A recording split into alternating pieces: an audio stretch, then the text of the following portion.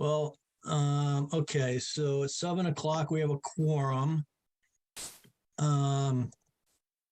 I guess Carrie is going to be fashionably late tonight. She has some news for everyone that will, hopefully she's going to be joining us tonight and she can let everyone know what the news is at the end of the meeting.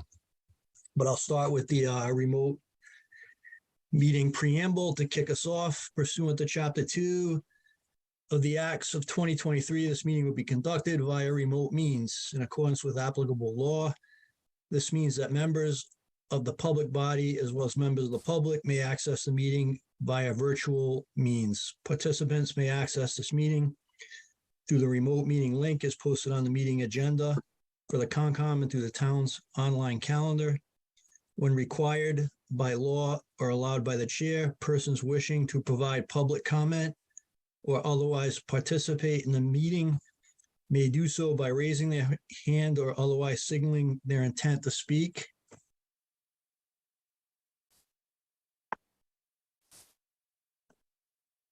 This meeting will be recorded by HCAM. Please take care to mute your microphone unless you have been recognized by the chair.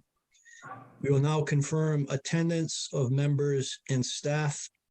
Please respond with present if you are on the call. Melissa? Present. Cherry?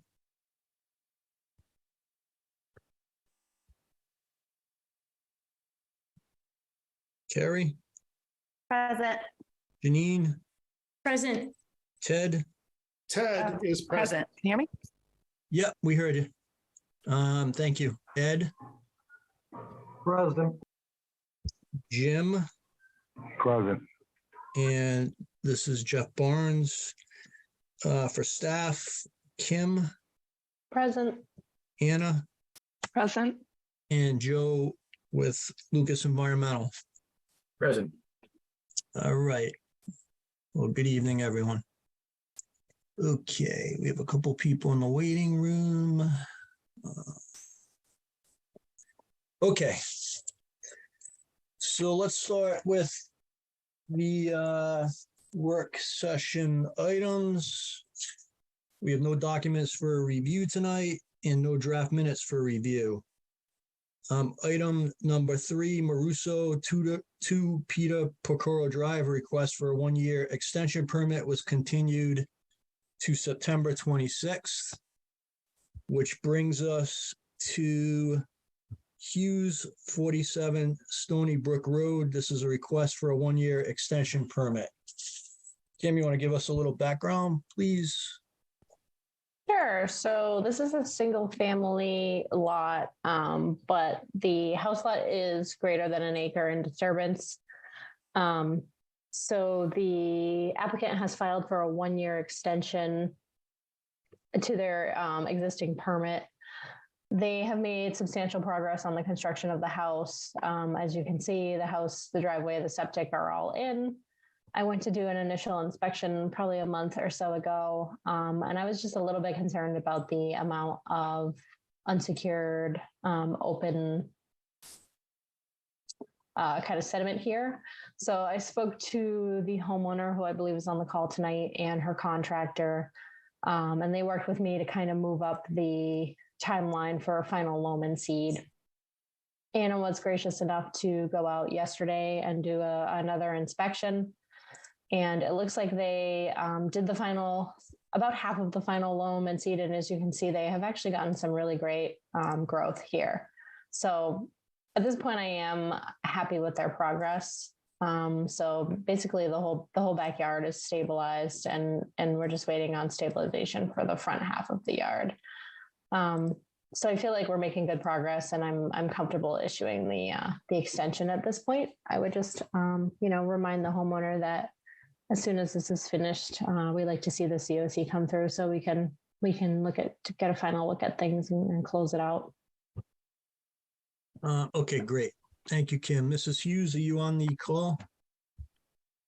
Yes, I'm on the call. Hi, good evening. Did you have any comments or questions? No, we're still progressing, and we're still going to be seeding the the front as soon as possible. We just ran into an irrigation issue because our well is it has too much silt in it. So we have to put a filter in. So once we get that done, I mean, we're lucky because it's a pretty wet week, but we're going to get that done on Thursday, and then we can put that seed down. We just can't put it down without irrigation. Right, yeah, okay. Do you have kids that are gonna mow the lawn for you? It's a lot of grass. I know. I feel like I need to have more kids to mow the lawn. Yeah. Yes. I have a son. He's 22, Okay, so we good. can do it. All right, awesome.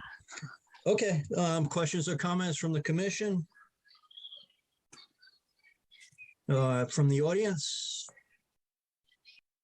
Okay, if I can get a motion to approve the request for the 1-year extension. So moved.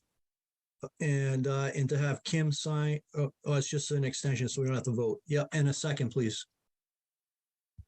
Second. And we'll do the roll call vote. Melissa, Aye. Carrie, Aye. Janine, Aye. Ed, Aye. Ted, Ted is an aye. Jim, Aye. and I'm an aye. Okay. Great. Thank you, Mrs. Hughes. Good luck. Thank you so much. Okay, what time we got? 7:07. We have I think Mr. Petrosi joined the call. We have a violation discussion for Wall Street Development. Mr. Petrosi, are you with us?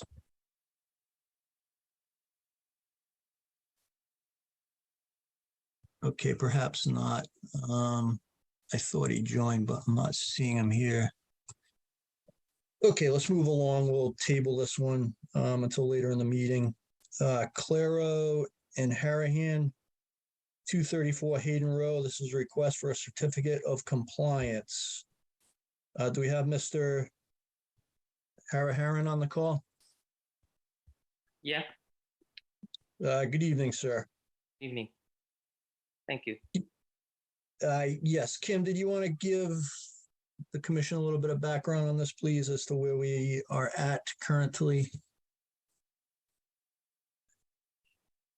Sure. So the commission reviewed this request for a certificate of compliance at our last meeting. The commission requested at the last meeting that the PIB or the PIB and limit of work be shifted from this location to the 100-foot buffer line. It probably got shifted back a little bit when the contractor put in the propane tank here. And the commission also requested that PIBs were placed on wooden stakes. So the commission had requested for the PIBs to be installed in a more permanent way. So we had talked about iron posts set into the ground or fence. And then we also requested that some additional PIBs be installed. They're shown on the map with black dots. So I relayed this information to the homeowner who's on the call tonight, and he is amendable to moving the PIB in this location up to the 100-foot buffer line and just kind of going around the propane tank. And he also replaced the wooden stakes with a more substantial kind of wooden post that does have, I think, about a 4-foot reveal from the ground. One other item that had been updated, you'll see here in this plan, this area highlighted approximately in yellow. The applicant has placed a layer of mulch in that area. So if you recall, the commission approved an exemption request for the removal of 14 trees in this area after receiving a letter from a certified arborist. So those 14 trees were removed. And additionally, the underbrush and the shrub layer was also removed when those trees were removed. So at this point, the trees are removed and there is a layer of mulch. I took a measurement of it. I have a sketch. The approximate edge of the mulch is approximately somewhere between 20 and 30 feet. from the edge of the wetland. Hang on with me for 1 second.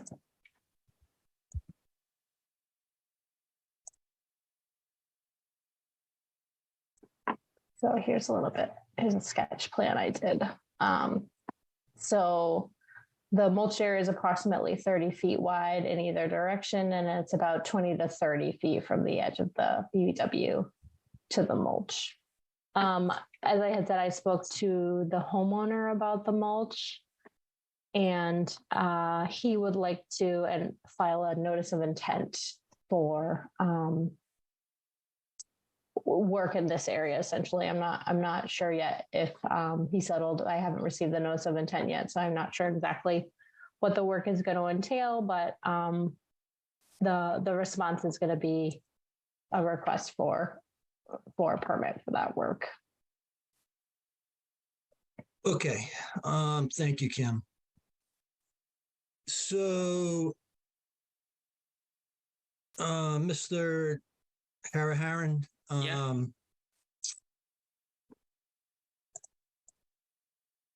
I guess the first question is,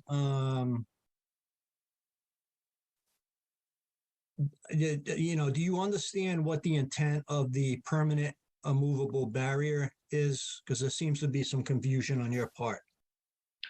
So first of all, thank you for letting me cut the trees for safety reasons. I kind of understand the PIB logic that you have in terms of no disturbance behind that. But when I removed the trees, and I immediately saw within few months the weeds started growing, and it became like a habitat for reptiles. And I saw a snake just next to the basement door on the PIB border. So I couldn't kind of risk having snakes kind of grow and be a habitat there with kids around. So I kind of didn't know what to do. I was going out of town for 10 days. I just had to kind of clear the area with weed whacker and then placed mulch there for temporary purpose so that it doesn't grow quickly. And this was a disturbed area already. And I kind of, when I saw the notice, it was also mentioned that any landscape areas which may become disturbed during site activity shall be adequately mulched or reseeded to stabilize any exposed soil. So Reseeded, I think, is correct. Mulched, not so much. But sorry to interrupt. Go ahead. So this was all printed out in the note, the letter that Kim gave me. So that's the reason that I mulched it. Through the chair. Yes, Kim. Perhaps I can just shed some light on that. So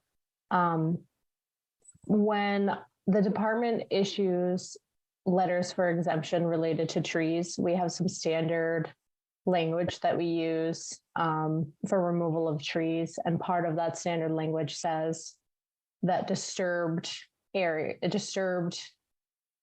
disturbed as part of a tree removal project in a landscaped area needs to be stabilized afterwards. And I think that's where the concept of mulch comes in. It should be stabilized, seeded, or otherwise mulched. So I think that's where the confusion came in, that Mr. Harahan ran with the mulching after he removed the 14 trees. I think there was the concept of the PIB was kind of missed there. I wish that he had reached out to me for additional clarification, obviously. So, but yeah, there is. Yeah. Thank you, Kim. So not only were the 14 trees removed, but there was a significant amount of understory that was removed as well. Some of it, albeit, was invasive, but a lot of it was also native type material. So, this is where we're at.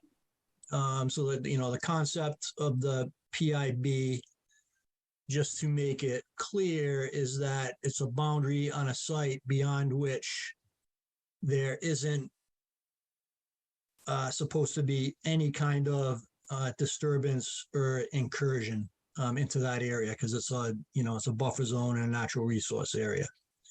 So obviously with the clearing, the commission approved the removal of the 14 trees, for safety reasons because of the proximity of those trees to the house. We didn't approve the complete removal of, the understory materials. I think there was also some provisions in what we permitted for the removal of some of the invasives.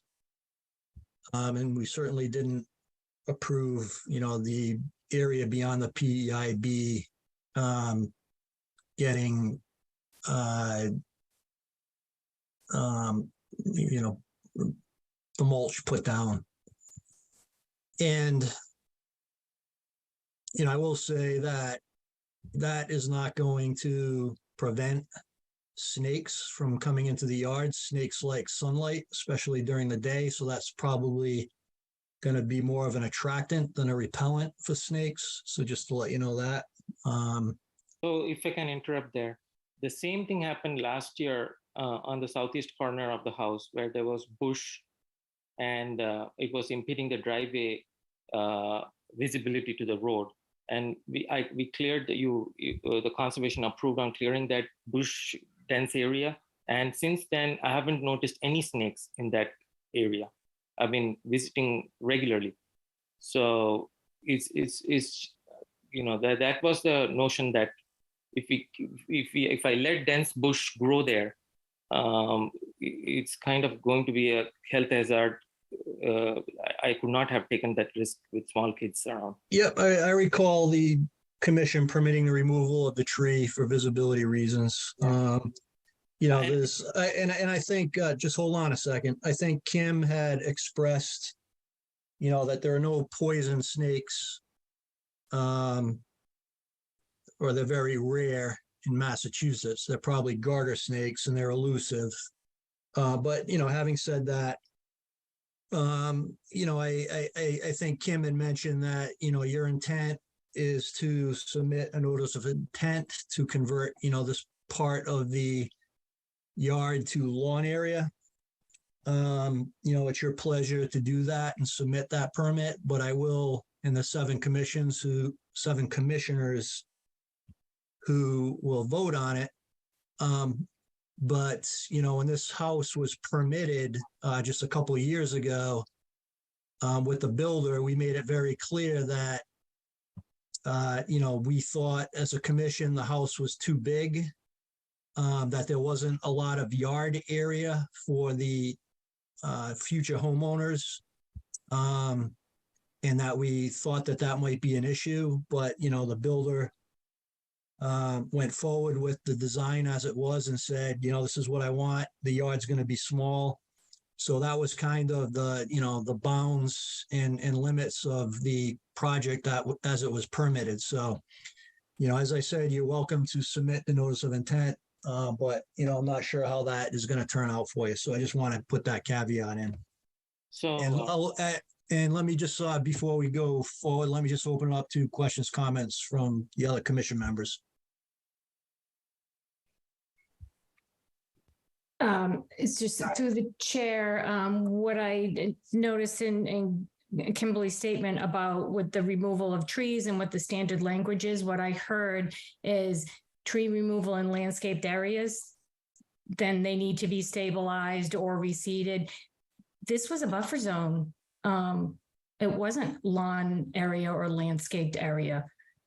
So I would think the intention is it should remain a buffer zone and not be seeded or mulched. Jeff, it's Jim. Yes, I'll say I agree with Jane. It was a buffer area, but I'll reserve all my other comments until a notice of intent is submitted. Thank you, Jim.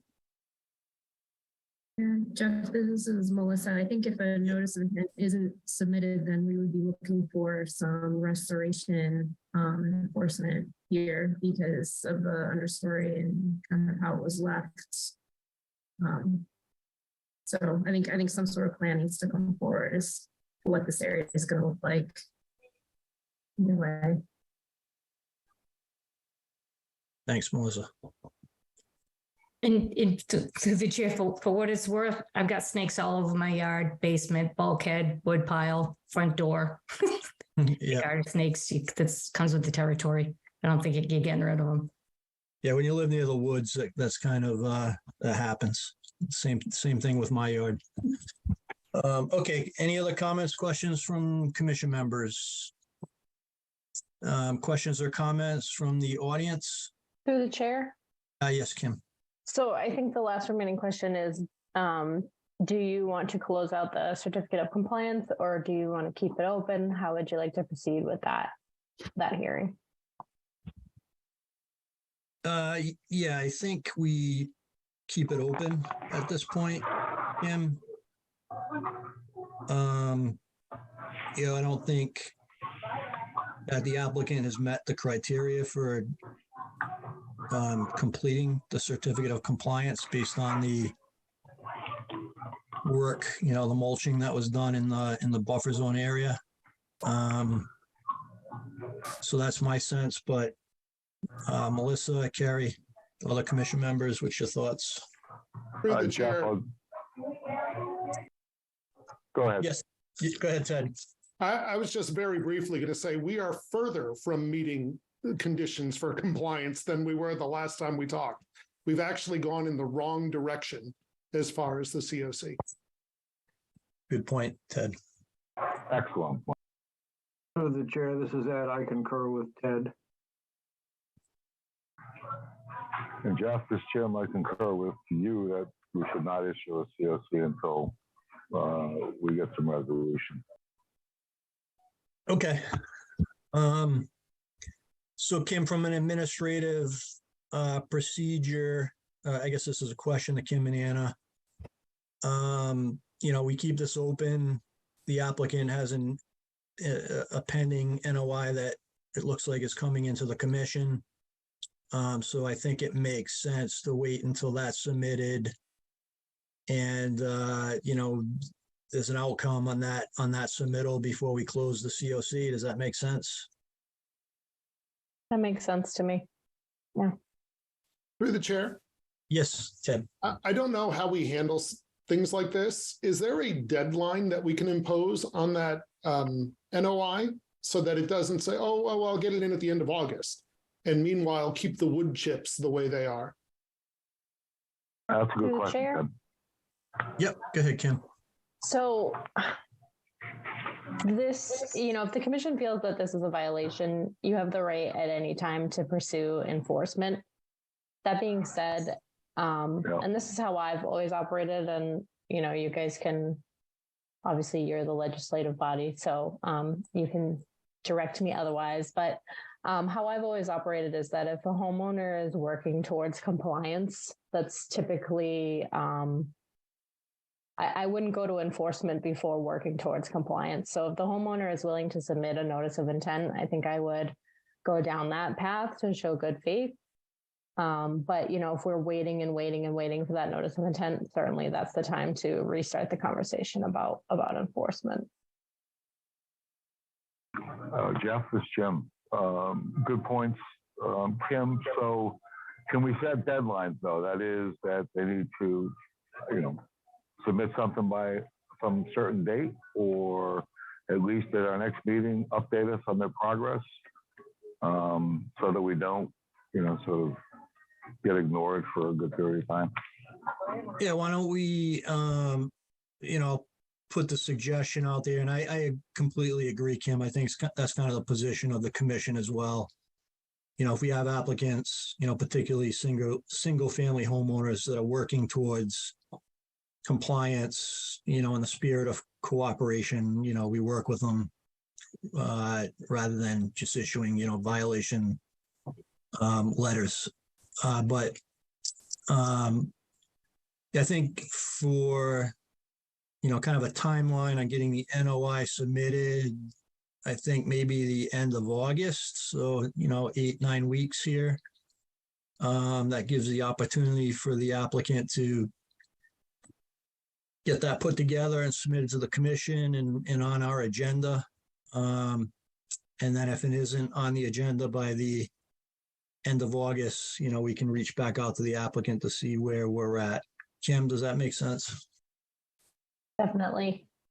Just one follow-up question. Does the commission expect that the notice of intent will have a engineered stamped plan, or is a sketch plan from the existing engineered plans acceptable to the commission in this case?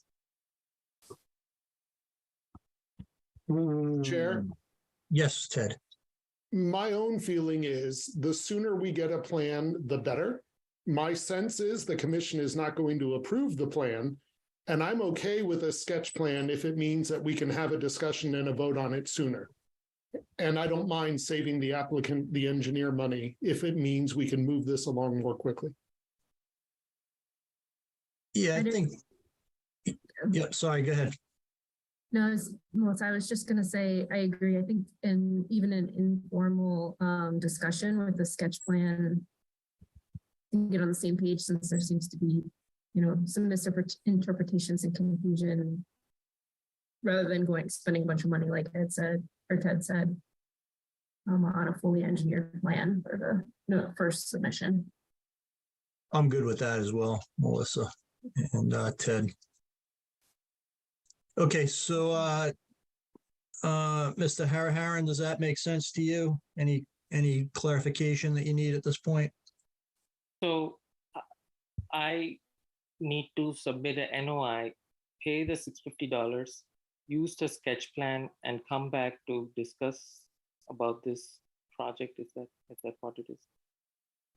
Right. So yes, whatever you would like to do with that buffer zone, that would be included in the proposed sketch plan that you're submitting to us. So you have seen the work, so that we kind of know and not beat around the bush. So I did it purely for safety reasons. So what would happen after an NOI kind of thing? You're already holding up the COC. Correct. So, when the NOI is formally submitted for, and if it's the work that's already been done, then it's the work that's been done. The commission and yourself will have a discussion, and, there'll be a vote on whether we approve it or disapprove it.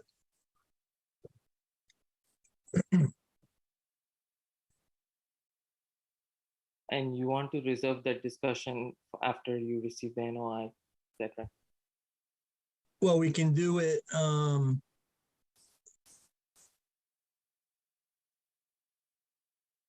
Yes, correct. That's the proper administrative way to do it.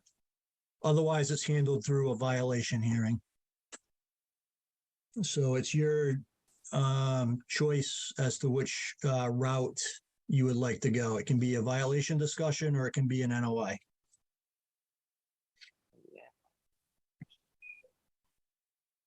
Okay. I think we're recommending the NOI as the more favorable approach Okay. for you, rather than the violation discussion. Through the chair, Yes, Ted. I think a third is simply remove all the wood chips and restore it to the way that we thought it should be. And that's an option as well. And then ask again for a COC. Is it not? Yep.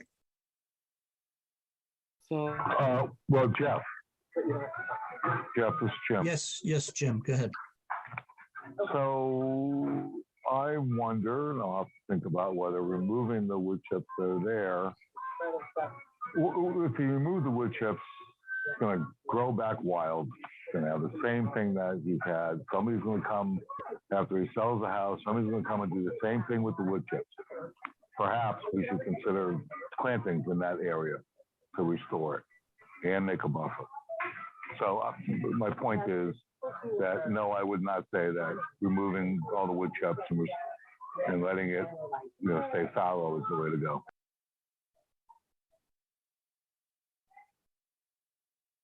Yeah, yep. So, yeah, I think so, correct. So that since there was a lot of native understory moved in the buffer zone, I think if the applicant decides that an NOI is not the preferred route to go forward with this project, and it's more of a violation discussion / restoration, then correct. I think it would be more than just pulling the wood chips back out of that area, that there would have to be plantings to mitigate for the native understory that was removed. Kim, am I misspeaking, or is that? No, so actually Anna just reminded me as well. So as part of the exemption that we issued for the removal of the 14 trees, there was also supposed to be 14 mitigation plantings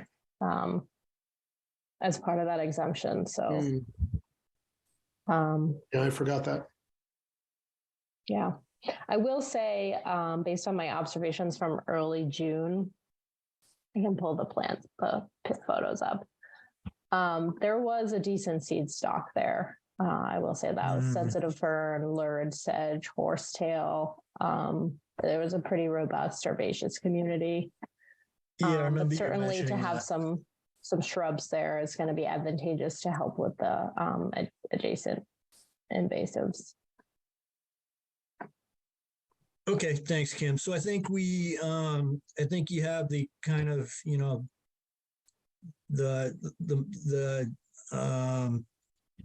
your options for going forward laid out by the commission. So we spent a little bit of time on this. It's just a COC request. So I think we have to move on at this point, unless Mr. Haraharan, if you have one or two follow-up questions, of course. No, I don't.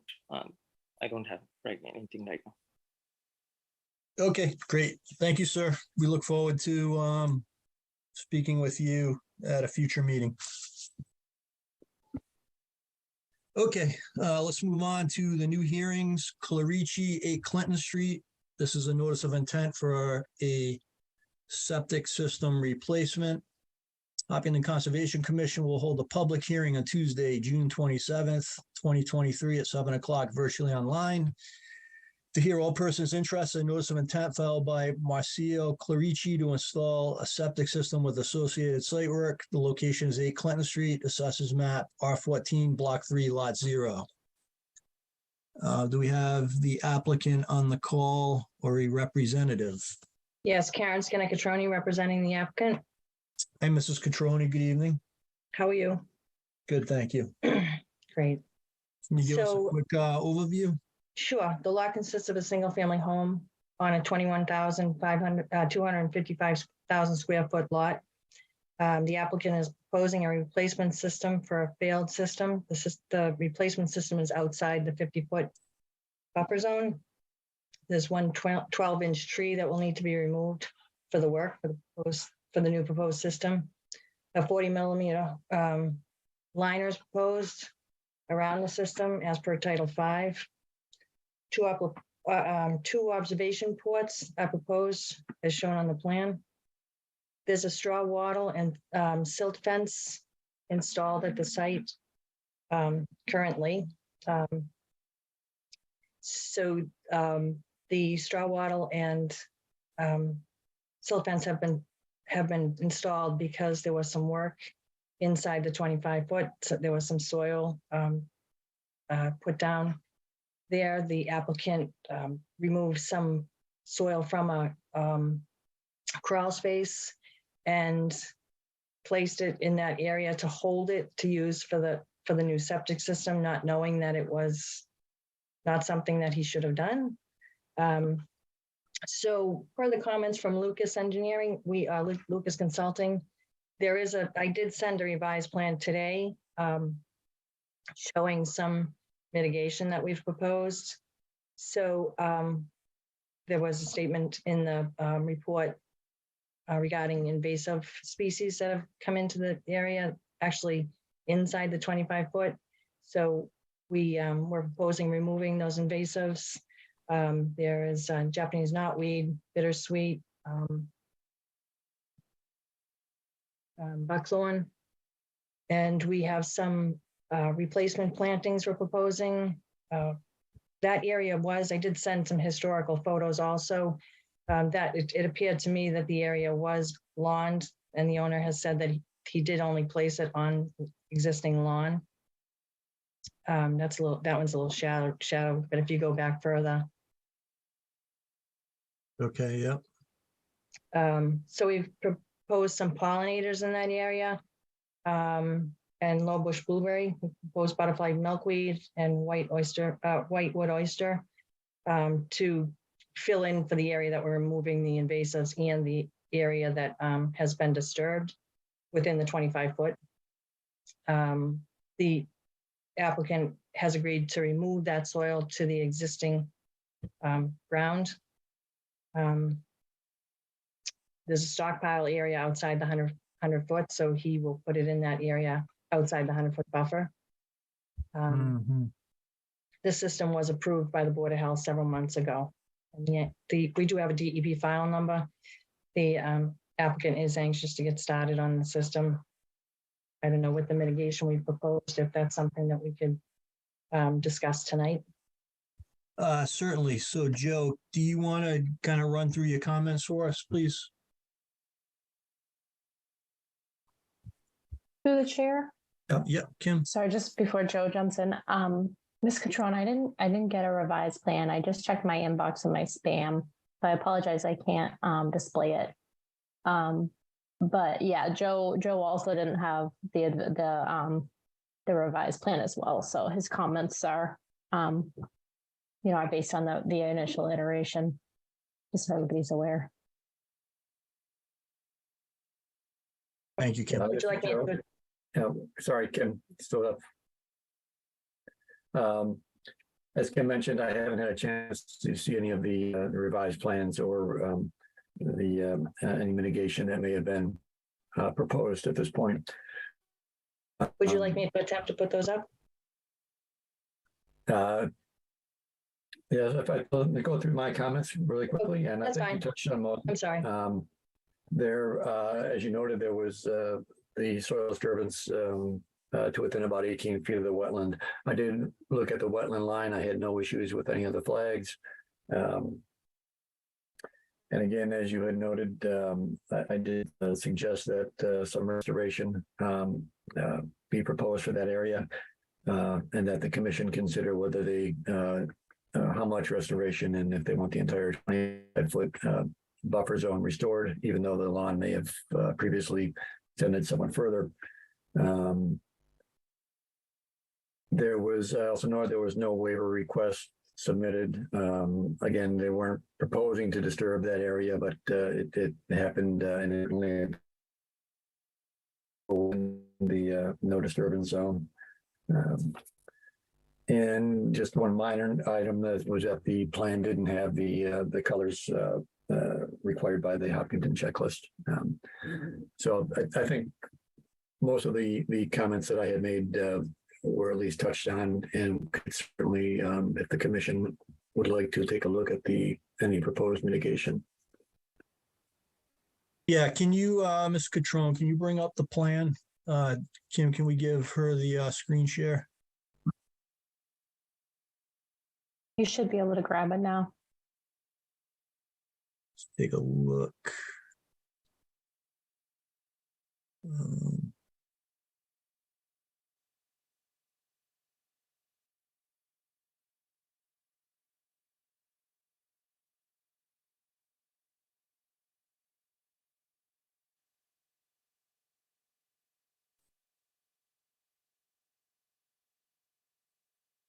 So this is the area that we've proposed mitigation. I found a lot of Japanese knotweed in this area. This is the disturbed area. There is knotweed coming in, so we would have to plant, do plantings in that area. The applicant has agreed to do plantings in the area. There's also some buckthorn, and there's bittersweet throughout. So he's agreed to remove that also. So, and the soil will be placed in the stockpile area to hold as he wanted to do for the new system. Okay. Okay. So he's only showing on this plan, he's only showing the low bush bluebird, but I also sent to him, I proposed butterfly, milkweed, and whitewood oyster, so we could bring some pollinators into the area. And Yeah. if we need more plantings, he's happy to do that, to cover that area. So how many plantings are proposed right now? It looks like 10. So 10, there's 10 butterfly knotweed and 8 So 18 total. yeah, no, 10, 18, 10, 5 white. So 18, 23, 24. But Okay. if more are necessary, we can do that. Cam, what's your thoughts here? Do we need to continue this so you can take a closer look, or do you feel comfortable? I mean, this was grass area. If they are willing to remove some of the invasives and put the 23 or 24 pollinators in, are you comfortable with that? I mean, it looks like a pretty small area in the back of the property there. What is the square footage of the area that we're talking about restoring? Oh, if you put that on here.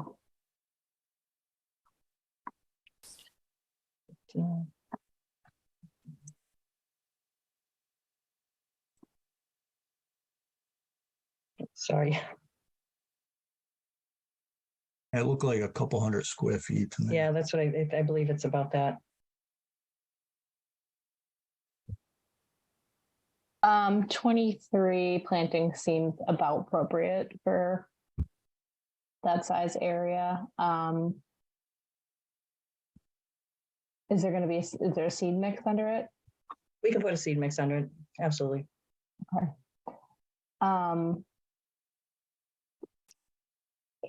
And what is the plan for the knotweed management? Like specifically, how will it be managed? And is there knotweed? Is that the only patch of it, or is it kind of, So knotweed for in the neighbors' yards too? And so there is some in the neighbor's yard, but it is also, it'd be better to do it sooner than later because it's coming through on that area that's disturbed.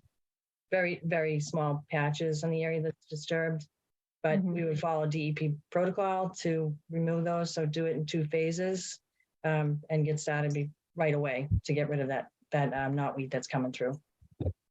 okay, and is that knotweed area part of the total area that's going to be replanted? I'm sorry, it's hard for me to see the plan is itty bitty on my screen. Oh, I'm sorry. It's okay. Is that Yeah. part of the area that you just gave me the total square footage? Right. Yes. Okay. I mean, this is a little sight unseen for me. Joe, how are you feeling about the quantity, type, and proposal down there for mitigating that soil area? Yeah, she broke up a little bit describing the plants, so I didn't get a full description of the plants. I did hear 23, 20, 24 plants. I think with the seeding probably is sufficient. I think I would like a little more detail on exactly how the invasives are proposed to be managed. Are they going to be hand removed? I mean, you got knotweed, herbicide application, and if so, by a licensed herbicide applicator, someone who's licensed to apply in wetlands also, or right next to wetlands, would be considerations. Yeah. Okay. I mean, it's a fairly small area in my mind, but Joe and Cam, I want to defer to your judgment on this. But let me just open it up to the other commission members for comments and questions. Through the chair, this is Ed. Yes, Ed. Having a little firsthand knotweed experience on the Open Space Preservation Commission property. We had it treated last year professionally, and herbicide was applied to the stalks. And this year, and I was told that this is probably going to be a 3-year process. This year, there is knotweed again, but at a much, much reduced in comparison to last year. So hopefully the same treatment this year, and then again next year, hopefully we'll take care of it. Knotweed is incredibly, I don't know quite the word to use. It is extraordinarily difficult. And I know we had a party here in town, I won't mention any names, who thought he'd eradicated it by burying it 6 feet underground. And it turned out not to work. And that's all for now. Thank you. Thanks, Ed.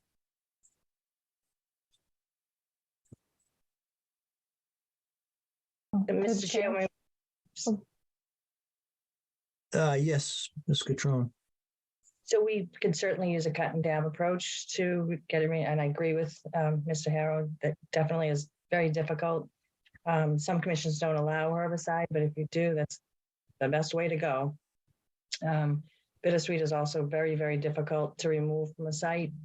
We could use the same cut and dab with that, removing all the waste off of the site and disposing it off-site in a approved disposal area.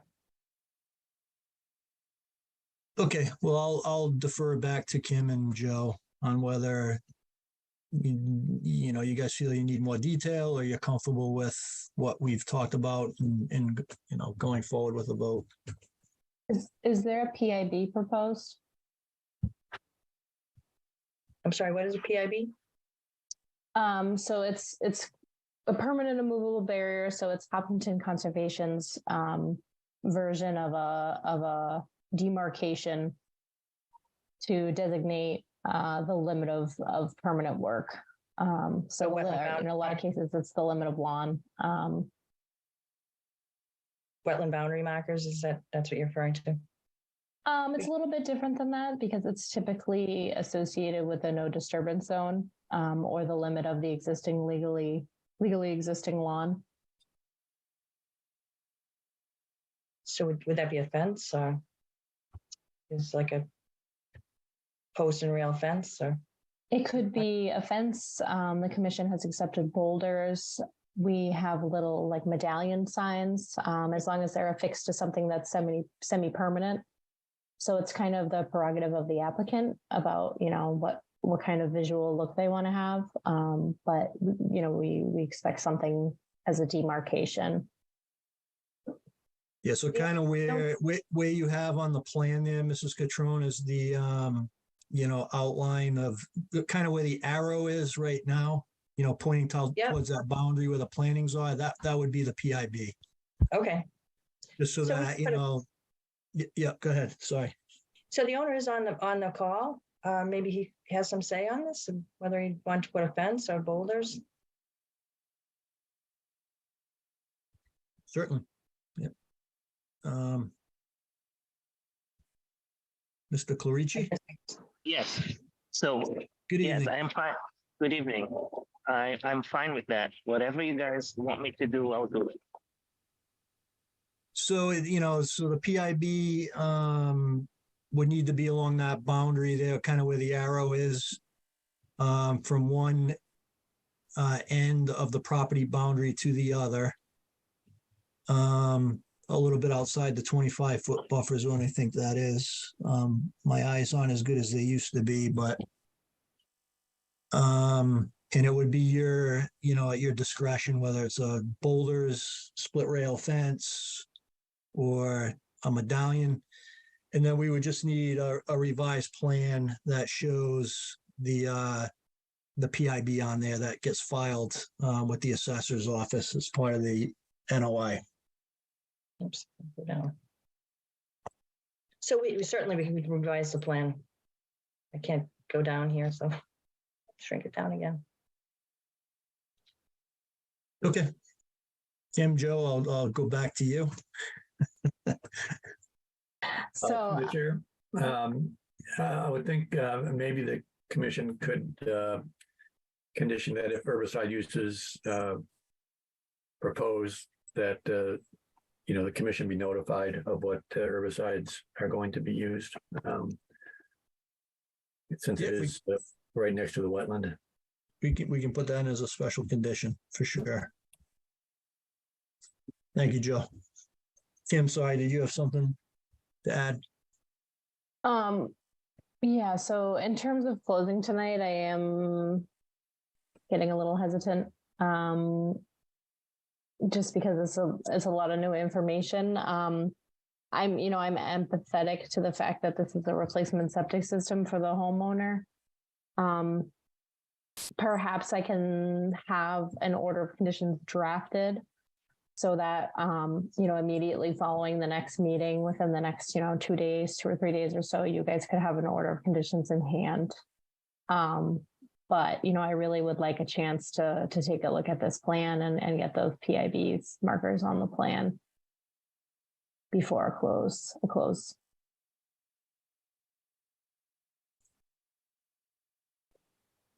Okay. So our next meeting is July 18th. So Mrs. Catrone, Mr. Clarici, just want to,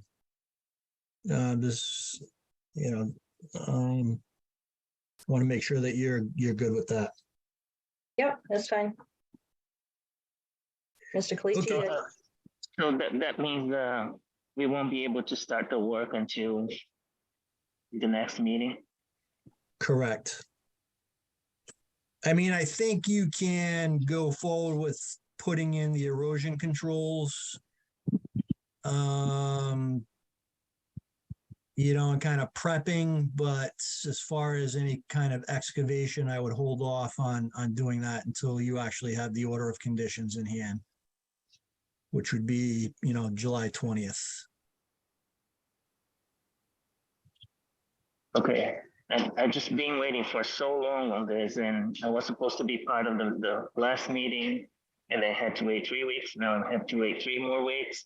I'm paying rent on a house and payments on this new house. It's been really difficult. I even told the engineer, Karen, I'm about to have a heart attack. All this unexpected, and I'm willing to do anything to be to go by the law and do whatever you guys tell me to do. I was just expecting to be able to start the work sooner, but it is what it is. Thank you. Okay, thank you. Yeah, so I think we just have to continue this out, Kim, right? I mean, you have the ultimate call on it. I'm sorry to put it on you, but you have to feel comfortable with it. That's not true. The commission has the ultimate call. Yeah, I mean, I've been burned closing too early in the past. I will say that, unfortunately. Unfortunately, the filing deadline was missed to have this on the first June meeting, and that's, the frustration that the applicant has expressed. And, certainly I empathize with it, but we need to have the paperwork in time to turn it over to Lucas and have everybody in the chain be able to do their thing, and then us get the public notices out. And yeah. Yep, we need to cross the T's and dot the I's. When do you need that plan for the next meeting?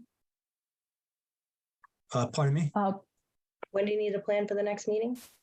To be safe, probably a week ahead. Okay. Yeah. Okay, so if I can please get a motion to continue this hearing out to July 18th. I'll make that motion. And a second. I'll second. And we'll do the roll call. Melissa? Aye. Carrie? Aye. Janine? Aye. Ted? Ted is an aye. Jim? Aye. Ed? Aye. And I'm an aye. Okay, thank you, folks. Thank you very much. Have a good night. And as Kim had mentioned, we'll have the order drafted, so you should be able to, barring any unforeseen circumstances that shouldn't come up, should be able to start this a day or two after the next meeting, and, feel free to move forward with, again, putting erosion controls in and, doing non-intrusive type site work to prep, so that you're ready for that. Great. Thank you very much. Okay, thank you. Have a good night. You too. All right, Pishoff 40 Huckleberry Road. This is a request for determination of applicability to replace a septic. Hopkinton Conservation Commission will hold a public hearing on Tuesday, June 27th, 2023 at 7, virtually online. Hear all persons interested in a request for determination of applicability filed by William Pishoff to replace a septic system with associated site work. The location is 40 Huckleberry Road, assessors map R6, block 58, lot 0. And I think we have Mr. McIntyre on the call. Yes, good evening. Dan Good evening. McIntyre representing the homeowners of 40 Huckleberry. Their current system is in failure, and we've been retained to design a new septic replacement. The existing system is right in the front lawn area, and we're proposing to replace it in the exact same location. The homeowners aren't selling the house. This is actually in a real failure situation where there's been breakout to the surface, and the homeowners are kind of on a reduced water usage plan right now. There are some wetlands across the street that were very obvious. Less obvious were some wetlands to the south that were identified by Lucas during their review. We did not have those formally delineated. We don't disagree that they're there, but it looked like a very complex delineation based on the micro topography over there, and lots of little depressions and sinuous channels heading further south toward an intermittent stream. So we don't, like I said, we don't disagree there's a wetland out there. Lucas thought it was about 90 feet off the proposed work. So we are proposing to put in some medallion markers at the edge of the existing lawn to alert the homeowner of a wetland out in that area. And we hope the commission would agree with not delineating that wooded area so we can proceed with the septic replacement. Okay, I think that's fine. Joe, did you want to go through your comments, please? I think they were fairly minor, if I recall. Yeah, they were fairly minor. I did look at the a couple of suggestions on 2 flags, some relatively minor changes, and those were made in the revised plans. Those look fine. There's a man there at forested wetlands south of the site. I think as it's sketched in on that plan is really pretty close to what I was seeing out there. As far as the shape of the edge of that wetland, I think that's generally fairly accurate. And as was mentioned, I had estimated it's about 90 feet, at least from the limit of work. And the only other comment I really had was that there are new RDA forms from Mass DEP, and new form was filled out and submitted. So I think all my comments were addressed. Okay, great. Thank you, Joe. Questions, comments from commission members? I think this is pretty straightforward. Questions or comments from the, yep, Chair? sorry. Yes. I would just recommend if the commission was going to do a finding tonight, that part of that finding would be that the commission is not going to confirm the boundary of the wetland line. Yep. Thank you, Kim. Okay, questions or comments from the audience? Speak now or forever hold your peace. Okay, if I can get a motion to close, actually this is a RDA, so if I can get a motion to issue a negative determination of applicability with the caveat that Kim mentioned that we're not confirming the wetland boundary to the north, I think it was.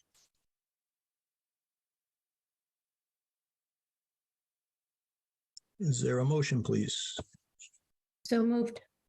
And the second, that was Janine. I'll second. All right, Jim, and we'll do the roll call vote. Melissa, Aye. Janine, Aye. Carrie, Aye. Jim, Aye. Ed,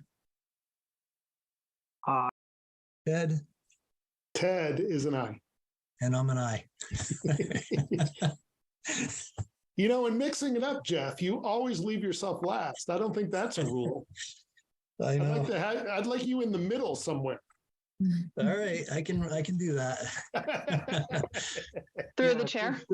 Yes, Anna. Excuse me, through the chair, this is Ed. When you have aged ears especially, and you throw Ted and Ed in a random mixed up order, it makes it extraordinarily difficult. And I read your minds, and we need a motion to have Kim sign on behalf of the members present. Yes, please. Yeah. So moved. Second. All right. Melissa, Aye. Gary, Aye. Janine, Aye. Ed, Aye. Ed, Ted is an aye. Jeff's and I, and is Jim and I. Aye. All right. Okay. Thank you, Mr. McIntyre. Thank you very much. And thanks for putting up with our nonsense. Okay, Carpenter 9 Bridle Path, notice of intent for a pool installation. We got to kind of keep this, somewhat interesting and not so much boring. And keep everyone on their toes. Do we have the applicant on the call? Actually, I have to read this one. So, Yes, yep. I'm here. Oh, good evening. Mrs. Carpenter, how are you? I'm doing great. How are you? Good. I just got to read this before we get started. So, the Hopkinton Conservation Commission will hold a public hearing on Tuesday, June 27, 2023 at 7, virtually online. Hear all persons interested. And a notice of intent filed by Jeff and Catherine Carpenter to install an in-ground swimming pool with associated site work. The location is 9 Bridle Path, Assessors Map U10, Block 4, Lot 5. Okay, good evening. Good evening. This is Nicole from Goddard Consulting. My camera's not working for some reason, but can you hear me? We can hear you, Nicole. How you doing? Okay, great. If the applicant doesn't mind, I will present. We are here before you with a notice of intent for a proposed pool, hardscaping and grading. The closest the work is to the offsite wetland BVW is approximately 80 feet. There'll be no work within the 0 to 50 foot setbacks. The square footage of hardscape within the jurisdictional 100-foot buffer zone will be 292 square feet. And the pool within the outer buffer zone is 338 square feet. All the work proposed within the jurisdictional 100-foot buffer zone is located currently within maintained lawn. There will be erosion controls along this backside fence right in here. It will be a salt pool that uses cartridge filters. So there is no backwashing. And if you have any questions, I'd be happy to answer. Okay, thank you, Nicole. Joe, did you want to go through your comments, please? Sure. I did go out and looked at the delineation. I was in general agreement with the delineation. There was one flag I thought was a little bit low, flag number 7. I would suggest connecting directly to 8. And again, as you can see, that won't really affect the buffer zone much, as the 6 and 8 are going to control the buffer zone more so than 7 at that point. I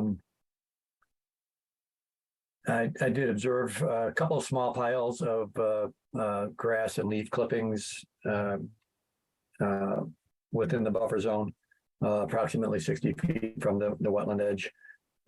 Nothing too significant. I also noted, I think it was just described that the limit of work is about 80 feet from the wetland. I know the filing mentioned 60 or 75 feet in one place. There, just wanted to verify which number it was. It was just mentioned that there would be no backwash. I don't know if the pool would need to be drained periodically or if not, but maybe the applicant can speak to that and how that would be done if needed.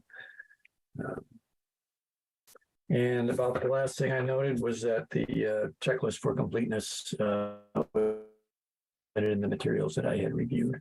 But other than that, no additional comments at this time. And Okay.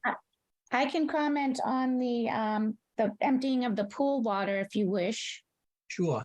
I talked with the pool company this morning, and one of the options is that they offer to come out to the site and actually drain down the pool into a water truck and take the water off the site.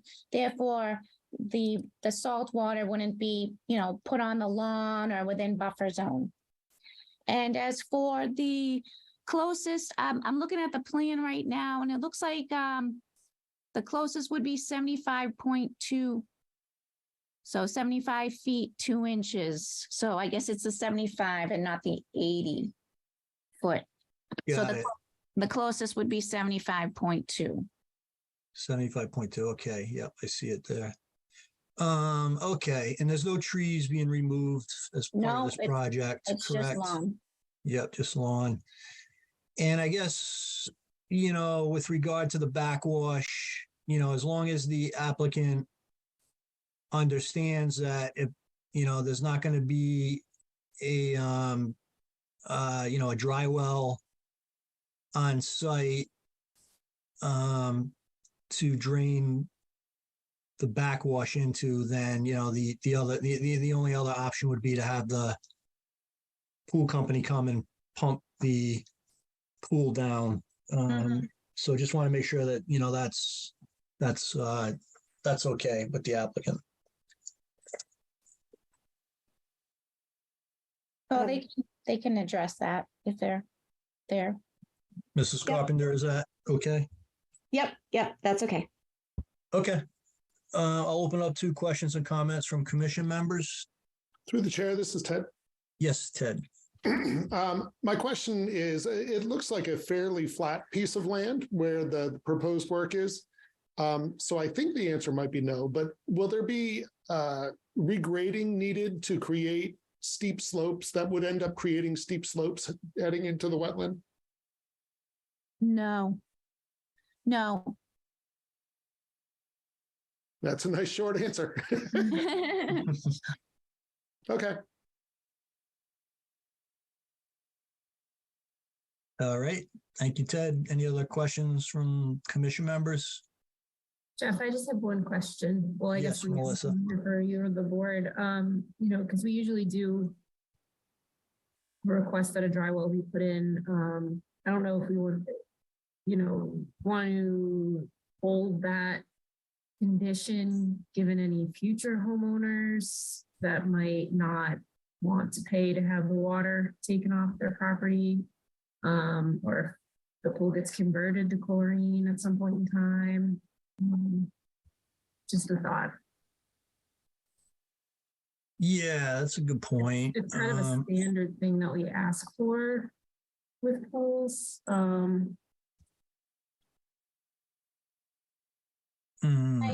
Can I say something?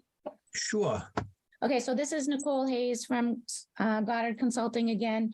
When I did talk to the pool company this morning, they said that those types of chambers can run about $4,000 to $5,000, and that's why they offer this second solution of having the pool company come and do the maintenance on it, and then take some of the water out in a water truck and take it off site. Some people don't want to invest in that solution, and it was just another way of getting rid of the water is through the water truck. Right, yeah, okay.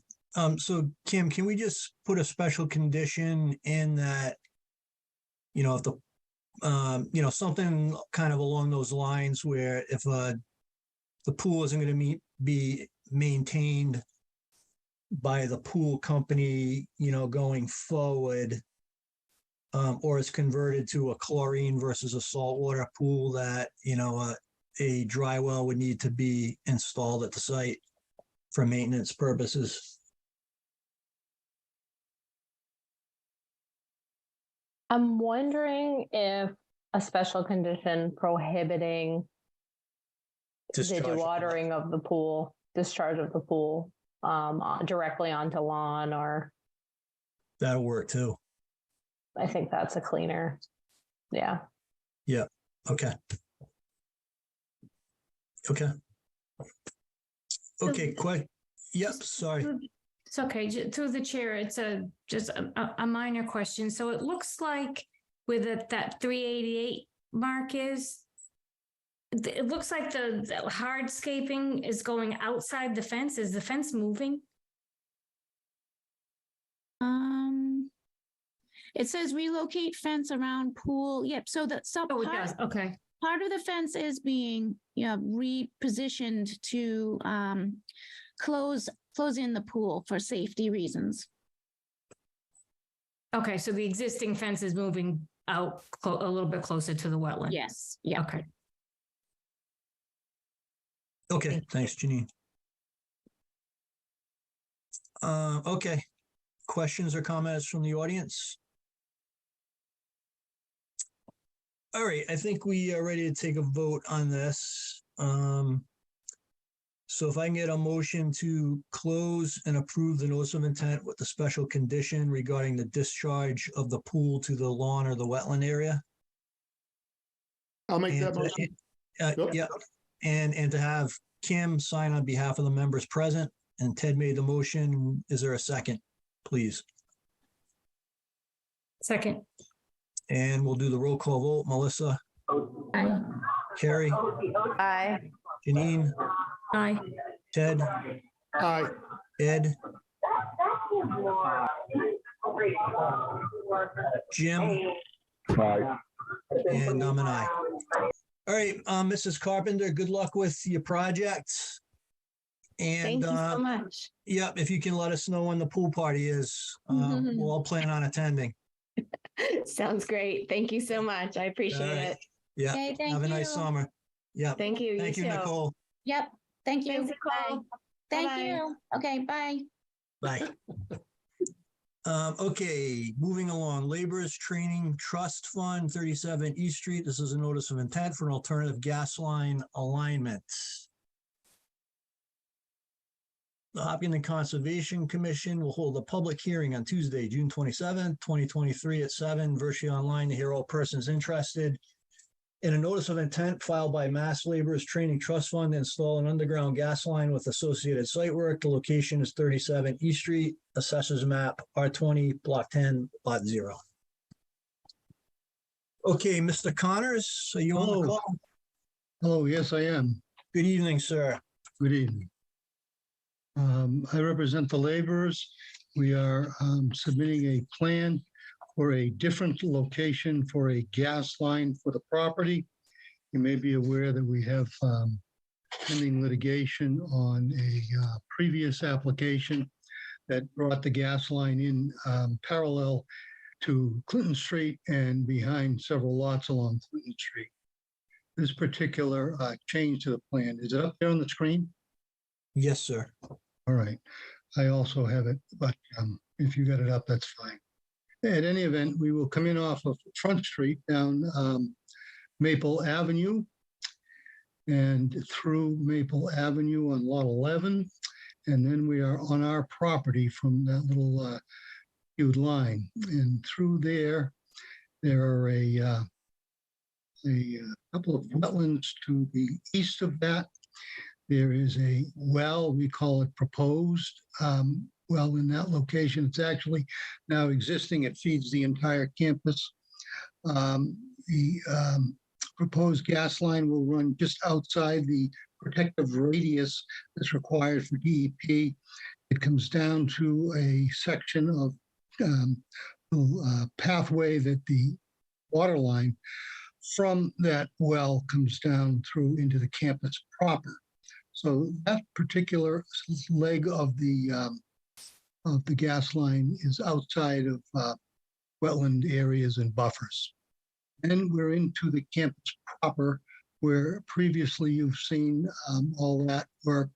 The gas line is within existing driveways, and it goes into various buildings from those driveways. So there is no additional work to remove vegetation or anything of that nature within the various buffer zones. The proposed gas line that the little hand is down a little bit, Kim, down, proposed gas line arrow. That section there is in the ball field, and that's well outside of any wetland areas. And then it goes in, you got it? Yep. It goes into the dormitory building out front, and it also feeds the pool building just off the dormitory building. That work has all been looked at before by the commission in those orders.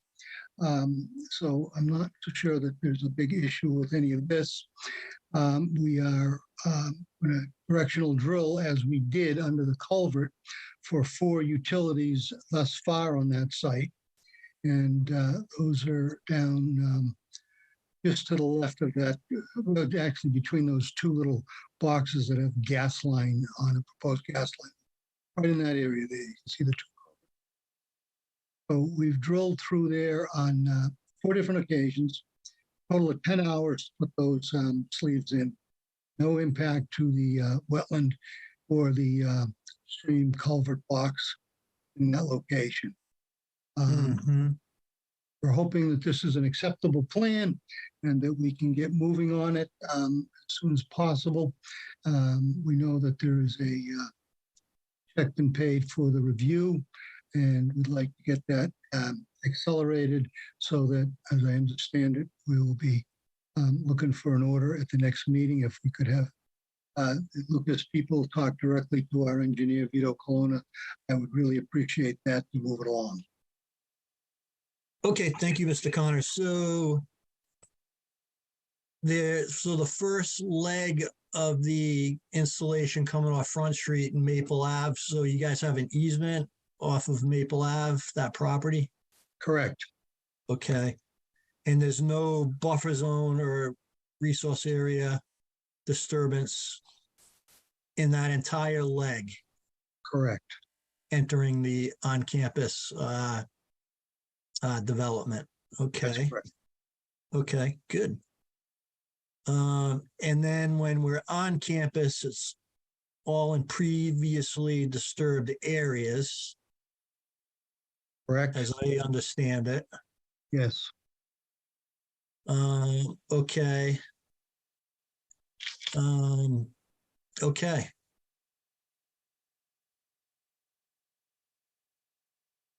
Okay, Joe, did you haven't gotten a chance to look at this yet? No, really haven't had a chance to look at it in any detail yet, but we'll be looking at that very shortly. Okay, good. And you can Through the coordinate chair? with, yes. Just wanted to verify with Mr. Connors for the purposes of Joe's evaluation. Is this alternative route designated in the field so that Joe can find it? I don't know the answer to that. I'll certainly get it for you tomorrow. We Okay. have a different survey company working for us. I think it is, but I want to confirm that. Okay, thank you. Good point, Kim. Thank you. Yeah, and if it isn't, can we get Mr. Connors, someone to walk that line with Oh, Jill? we'll get it staked for you before. Okay. Yeah, Yeah, I'll and let we you know just need to tomorrow. have, given that our next meeting is July 18th, that would need to happen, fairly quickly just to, move this forward, to get approved at the next meeting.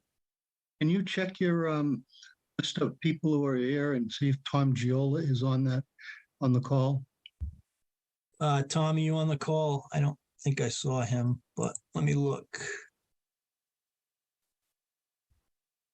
No. Okay. Mr. Sabatini's on the call. And Mr. Avicoli. Mr. Avicoli may know. Yeah, this George and to all, I work with Tom. We're the construction manager. They started that survey work yesterday. Okay. And when will it be expected to be done? The next couple days? Yeah, end of this week, I would say. Okay. Thank you. Okay, Kim, did you have any comments based on your preliminary review? I don't.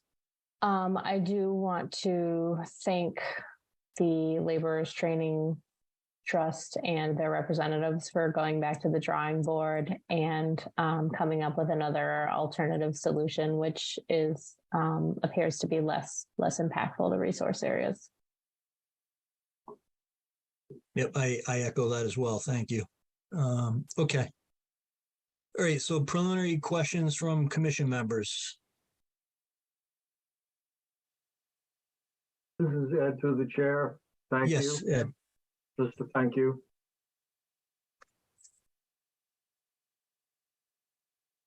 Melissa, Kerry, other commission members? Any comments? This is Jim. Any comments? I look forward to seeing. Well, sorry, Jim. What was that?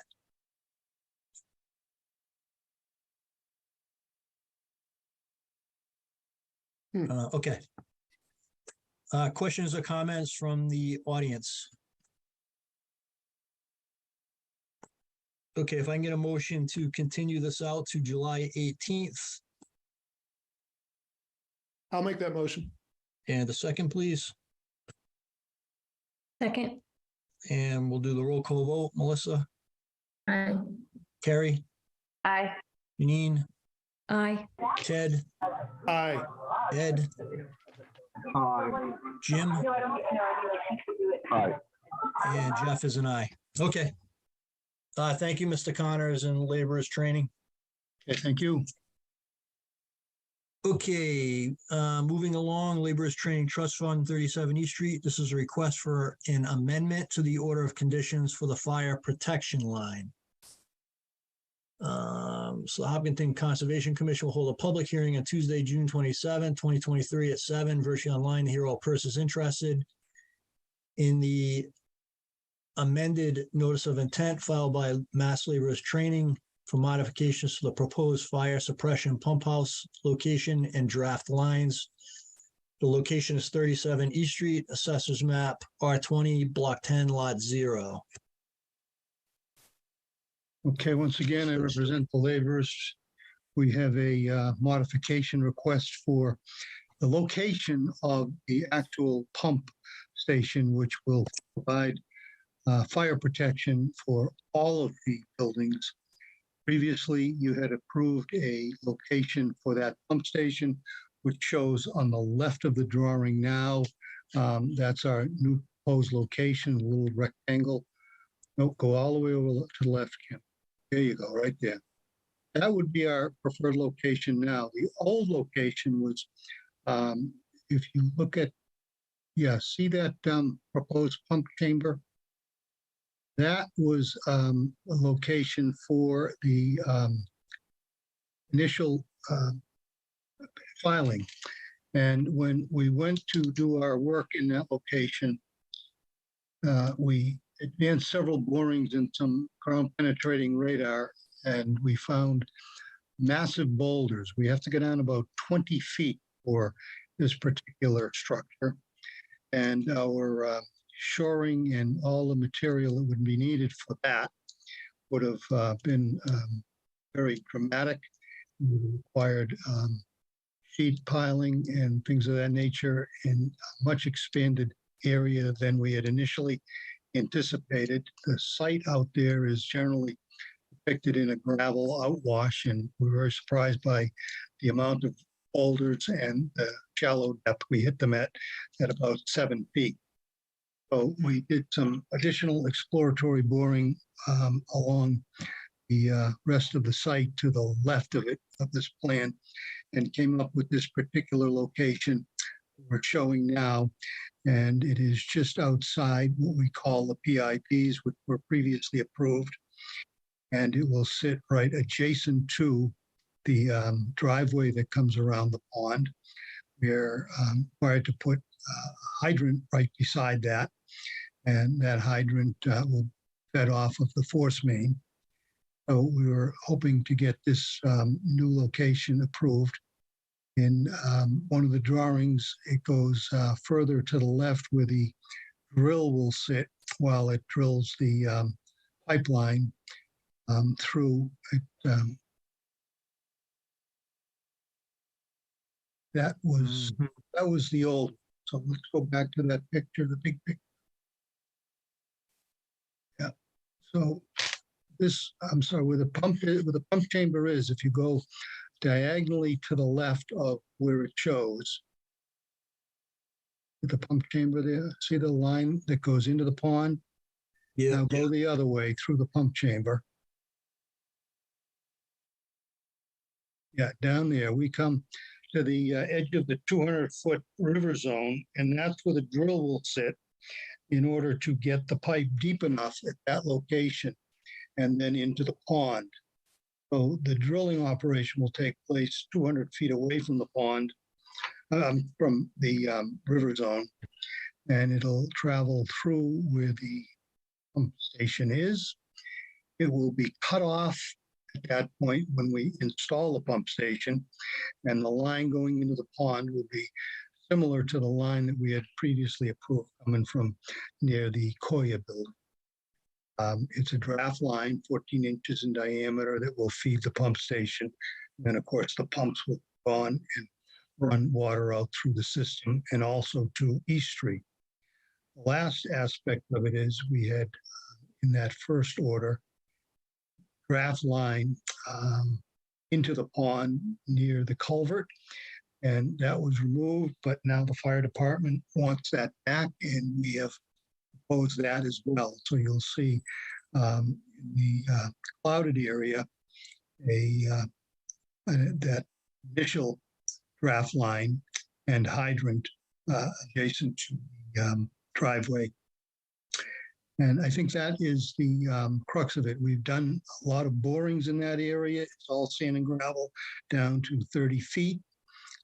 So that particular pump station now would be a much simpler installation with sheeting and no rocks. Happy to respond to questions, comments, or suggestions on that. Yes. Okay. Thank you, Mr. Connors. So, Joe, did you have, can you just go through your comments on this one? Through the chair? Yes, Kim. Yeah. So the review of this project was also recently funded as well in conjunction with the other application. So Joe, I don't think Joe's gotten a chance to do his formal review yet. Is that right, Joe? That is correct. Okay. So no preliminary comments at this point? No. Okay, Joe.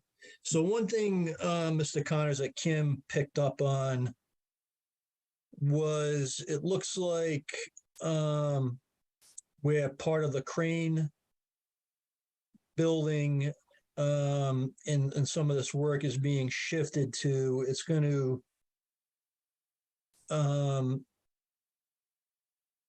there was a previously designated area that was going to be restored as riverfront area, a vegetative area. And it looks like part of this work is going to be impinging on that previously identified area for mitigation. So is there other areas within the riverfront that are going to be mitigated to compensate for that are being proposed? Well, if you look at the PIBs on that drawing, just to the southeast of the detention basin, see them there? Right there, there's one, there's the other There's one. one. Yeah, Where- yeah. We have a tiny corner in there. I don't know if you want to look at, 20 square feet or whatever it is to be mitigated. We're happy to do that, but I think that's really ceremonial. So is that so that's the extent of it, about 20 square feet? Yeah, see those That- VIBs down there in the corner? The corner of the building is right, the corner of the building is right on the line that connects those two. Okay. Yeah, I think if it's only 20 square feet, Kim, I don't even think. if we can just confirm that that is just if that's the extent, 20 square feet or less, then I think that's fine from my viewpoint. Yeah, through the chair. Yes, Kim. Maybe I can just, I was looking at the plans, George, and I was just having some questions about them. Did the observation well move? The observation well in this infiltration basin, was that adjusted at all in the field? Is it in place? Yeah.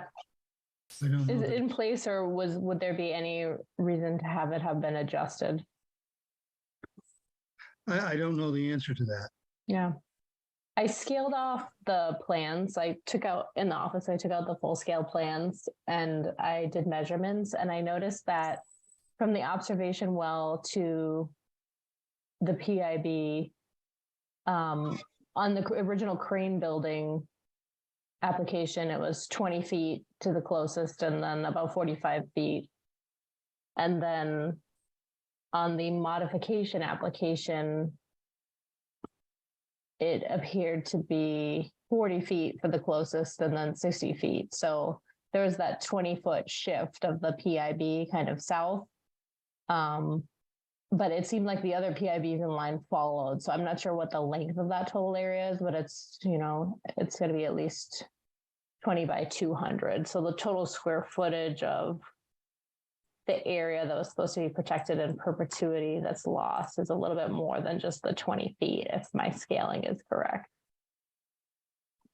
I don't know how the observation well affects the PIBs. Is that something you, and we're not expecting an answer tonight, Mr. Connors, but if you can look into that. Yeah, happy to look into it. But again, I don't think the observation well is a fixed thing on the plan. I'm not sure that it's even in. I know they're still using it as a sediment pond. Okay. So until they're done with the project and stabilized everything and commission the sediment pond to a long-term stormwater management basin, I'm not even sure it's in. And if it is, it's probably not in per plan. Yeah, it just seemed tight to me to fit the pump house there without moving the PIBs a decent amount, or obviously shrinking the infiltration basin or putting on the berm, which wouldn't happen. So just some clarification about how that's going to fit, and then what the total area might be lost for that permanent green space, just because it is the inner riverfront area, and we're thinking about water quality and low impact design and development as a town as a whole, as we move towards MS4 compliance. So yeah, I'll take a look at it and get you an answer in a day or so. Thank you. Yeah, and if there is more than 20 square feet or 30 square feet, just in the interest of getting this, moving forward, potentially at the next meeting, we would just look to see, if there is disturbance within the riverfront, where that would be replicated, out in another portion of the riverfront, rather than having to push it another meeting to resolve that. Does that make sense, Mr. Connors? It does, but I want to reiterate that the riverfront area was disturbed before any of this took place. It was loaded with the euonymus, and it was. Yep, understood. But this was really all improving the situation of right. that. Okay.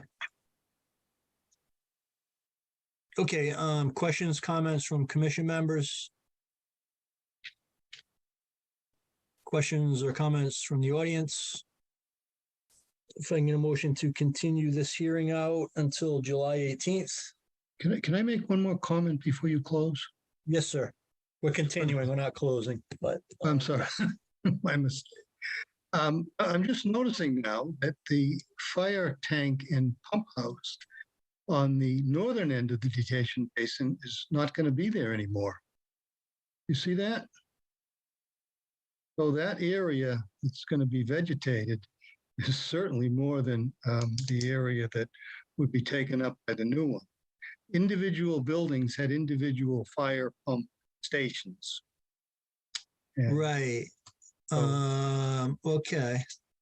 Maybe so that potentially could make up for the variance that we're talking about. I think so. Okay. Well, let's dig into it a little bit more just to verify that, if that's okay. Yep. Okay, thank you. Okay, so is there a motion to continue to the 18th, please? So moved. And a second? Second. And we'll do the roll call. Melissa? Aye. Carrie? Aye. Janine? Aye. Ted? Aye. Ed? Jim? And I'm an aye. Okay, thank you, Mr. Connors. Thank you. Sorry, I lost you there for a moment. Yep. Are you a yay or a nay? I'm a yay. For the record, okay. Thank you. Okay. So Rebel Hill, Fruit Street, this is a notice of intent for the 2 single-family houses that was continued to July 18th. Hopkinton Parks and Rec, 4 Lakeshore Drive, Sandy Beach. This is a notice of intent that was continued for the seasonal dock. I think we were just waiting on the DEP file number. Is that correct, Kim? That is correct. So if I get a motion to close and issue the notice of, or the order of conditions for Hopkinton Parks and Rec, and to have Kim sign on behalf of the members present. Ted will make. So, Jim needs to make that motion. All right, go ahead, Jim. I made that motion. All right, Ted, you're a second. If Jim will allow me to second, yes. I would be honored. All right, and the roll call. Melissa? Aye. Carrie? Aye. Janine? Aye. Ed? Aye. Ted? Aye. Jim? Aye. And I'm an aye. Okay, Harry, I don't know what you're gonna do, missing out on all this fun. We'll get to that. We'll get to that in a little while. All right, Wall Street Development, Leonard Street. This is a violation discussion. I think Mr. Leonard is on the call. Well, Mr. Petrosi, sorry. You're muted though. Muted. Mr. Petrosi, you're on the call, but you're muted. Yes, dear. How are you? How is everybody? Good. How are you? Oh my God, busy. Sorry, sorry, I couldn't be on the call earlier. My computer decided to do an update, and I had no control over it. Okay, no problem. So, Kim, do you want to just kind of give us an overview as to where we're at, please? Sure. That's a tall order. I'm going to give you an overview as to the last month or so. Perfect. So basically on Sunday, April 30th, a member of the Conservation Commission observed visibly turbid runoff and evidence of sedimentation within the isolated vegetated wetland at the project beyond the approved limits of work, approximately at 8 Leonard Street, adjacent to the driveway structure there.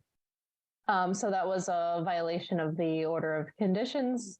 So the next day on May 1st, I issued a violation letter to the applicant slash contractor, Wall Street Development, represented by Mr. Louis Petrosi.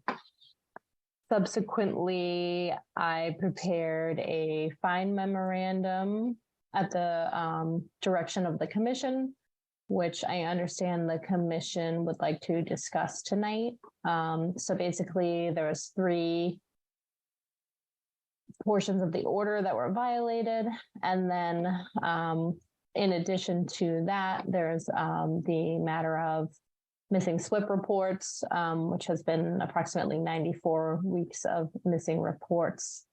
I did reach out to Mr. Petrosi, and he responded positively at my request for hand removal of the sediment that was deposited into the wetland. So that was removed at around June 15th or 16th. He responded with photographs of that as well.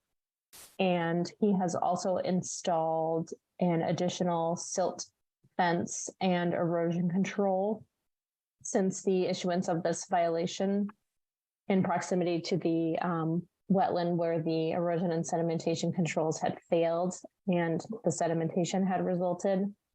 And the house lot, which had originally caused the sedimentation, has received final loam and seed, and a number of plantings in the order of over 10 plantings. I checked them out; they're healthy. So I think that's where we're at tonight. Okay. Yeah. Thank you, Kim. Well, how much? What's your expectation for the project to be complete, Mr. Petrosi?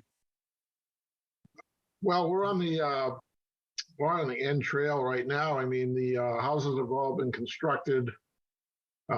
We have, we're in the process of regrading and looming and seeding.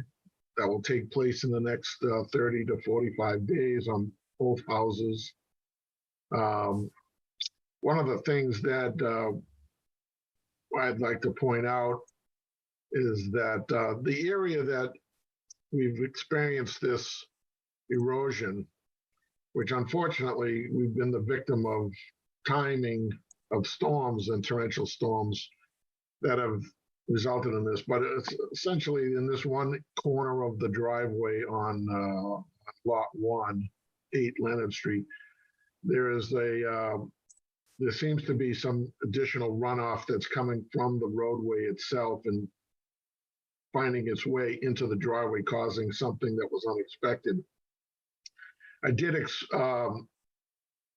try to talk to Kim about doing something other. The homeowners have asked for something other than loam and seed along that edge of the driveway for maintenance purposes. I requested that, instead of putting loam down, that we put some sort of riprap, something more stable in that corner. And I wasn't able to get a positive answer on that request. So, of course, we went and loomed and seeded, and the next night we got a torrential rainstorm and caused the same problem there again. The second thing that I'll point out is that, while we have experienced some erosion or some sediment that went beyond the erosion controls, it did not enter into any of the wetlands. I mean, the wetlands are a good 8 or 10 feet away in that particular area from where the erosion controls have been installed. And so, we've been in there, and it wasn't much more than a half a wheelbarrow of sediment that was there. We removed it, and then the following night we had a torrential rainstorm, and it went back, and we had to remove it again. So I would ask to the commission to consider an alternative stabilization in that area to it's really not more than a 10 or 20 foot strip to install some more some riprap in that area, unless we can get the town to keep the runoff from Leonard Street from coming into the property. The second thing is that we are aware of the condition of the erosion control. We had already made arrangements for additional erosion control to be installed. And keep in mind that we're installing the erosion control up gradient of the limit of work that was approved by the commission. So we're good 5 or 6 feet away from the original limit of work. And there's 2 or 3 erosion control lines that have been installed since the beginning of the project. And we're very aware of those areas that are weaknesses, and we're trying to deal with them when we get these torrential rainstorms. But for the most part, the site is stable. It's a flat site. There's no stockpiling material on the site. We're simply waiting at this point for the gas company to install the final gas service. And then we'll be grading and looming and seeding all of the houses within the next 45 days. Okay. Okay, well, thank you for putting the new erosion controls in place and removing the sediment from beyond the ECBs. So I guess what's the so as far as the riprap along the driveway, I think I'm okay with that, but I'll defer that to Joe and Kim. Yeah, through the chair. Yes. Yeah, just to clarify on that point. So Mr. Petrosi had came to me and asked if there could be the plan change. I indicated to him that I felt like it needed to be a minor plan change discussion with the commission. And the timing was not acceptable to him. But that being said, you know, I think that we end up with a better water quality situation with a vegetated slope. But certainly if sedimentation is a repeated issue here, it could be something that the commission could consider. That being said, I think that the situation now is much better than it was just a month ago in this location.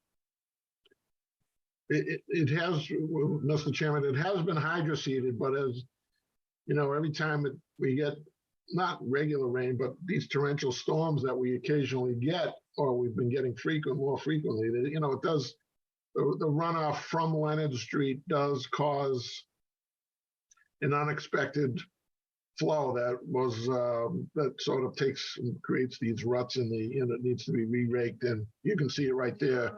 That's following a torrential rainstorm the night before. And you know, the erosion control is working fine. It's just a weak spot down past the tree where the number 8 is. And we're trying to address that as each time it occurs. But last couple of weeks, we've had a couple of those storms, and you know, it's handwork. You can't go in there with a machine, obviously, but it's handwork, and we've been doing it by hand and removing the material. So we'd appreciate the commission's consideration if we could do something a little bit more stabilizing there instead of loam and seed. I mean, the loam, once it takes, we can get a dry spell and it'll, like Kim is saying it, I think it'll be fine, but I think it's hard to get some good weather to accumulate that. I mean, it may take the middle of August before we can, you know, if we get some dry area there. So we recognize that when we have weaknesses, we recognize it. And Kim will attest that we've been very responsive when we get these notices, and sometimes we get them at 5 o'clock at night and we're already made plans for something to do the following day. So so we're doing the best we can there, but that's really the only weakness in the site. I don't know if the commission is aware of this, but you know, we've eliminated quite a bit of surface runoff that was entering the property as a result of the Box Mill subdivision. That water has now been eliminated from the project, and the stormwater management or the detention area in the back of the site receives very, very little water, and it may even be downsized at some future meeting. But it's much, much better situation than when we started the project. Yeah, okay, so, I'll defer to Carrie and Melissa, since they're the stormwater experts on whether or not the riprap might be a better solution there. But the other kind of outstanding thing is the SWIP reports. We haven't gotten a report in close to 2 years. I think we were getting those bi-monthly. Yeah. Well, I'm quite surprised that you haven't received it. I mean, that's 2 years. I can't believe that you haven't gotten a report in 2 years. But one thing that I will point out is that, I've inspected the site virtually every week, and after every torrential storm, I think I've provided emails and photographs and other things that would be comparable to a report under the SWIP. I'll follow up with Goddard to find out what exactly these reports that he's done. But when the site is dormant, like it was during the winter and the conditions are frozen, the requirement for the reports are not, from my reading of the SWIP, is not required when the site is frozen or not active. So there's been at least those periods of time over the last couple of years, from like November to April or March, that the site has not been active or has been frozen under frozen conditions. And as I mentioned, the site is flat except for the edges, near around the wetland. The site is flat. There's no erosion that's taking place on the site, and there's no water that's going onto any adjoining properties. And now that we're ready for final grading, it's, hopefully there'll be grass growing there in the next couple of months.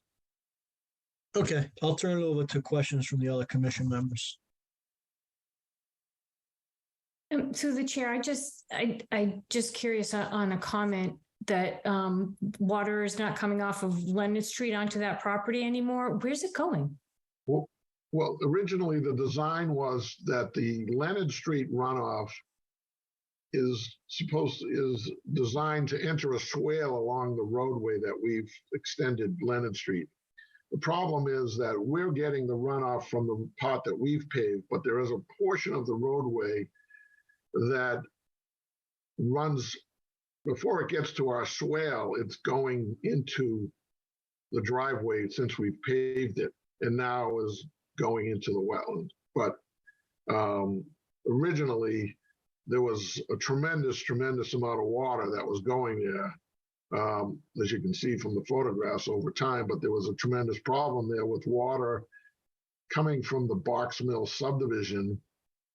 And, obviously there was some litigation there from the drainage being done improperly. And they've since have corrected that problem to our satisfaction, and are now redirecting that water onto their own property on the Box Mill subdivision. So I would say there's 60 or 70% less water going onto this site than what was originally, when we originally started the project. And we are seeing the results. The neighbors are seeing the results. There's not close to any water that's going on the adjoining properties as what was previously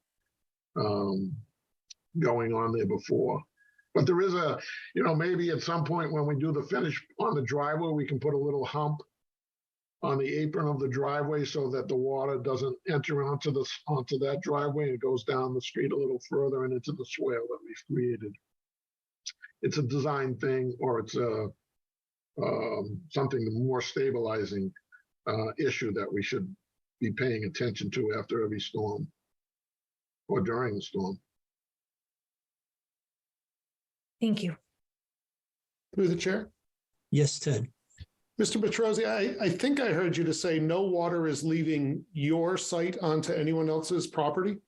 No, what I'm saying is that our site is significant. There's significantly, I don't know if you recall, but the water that was previously traversing this property in I forget the angle, but it was going on a diagonal direction towards that detention basin.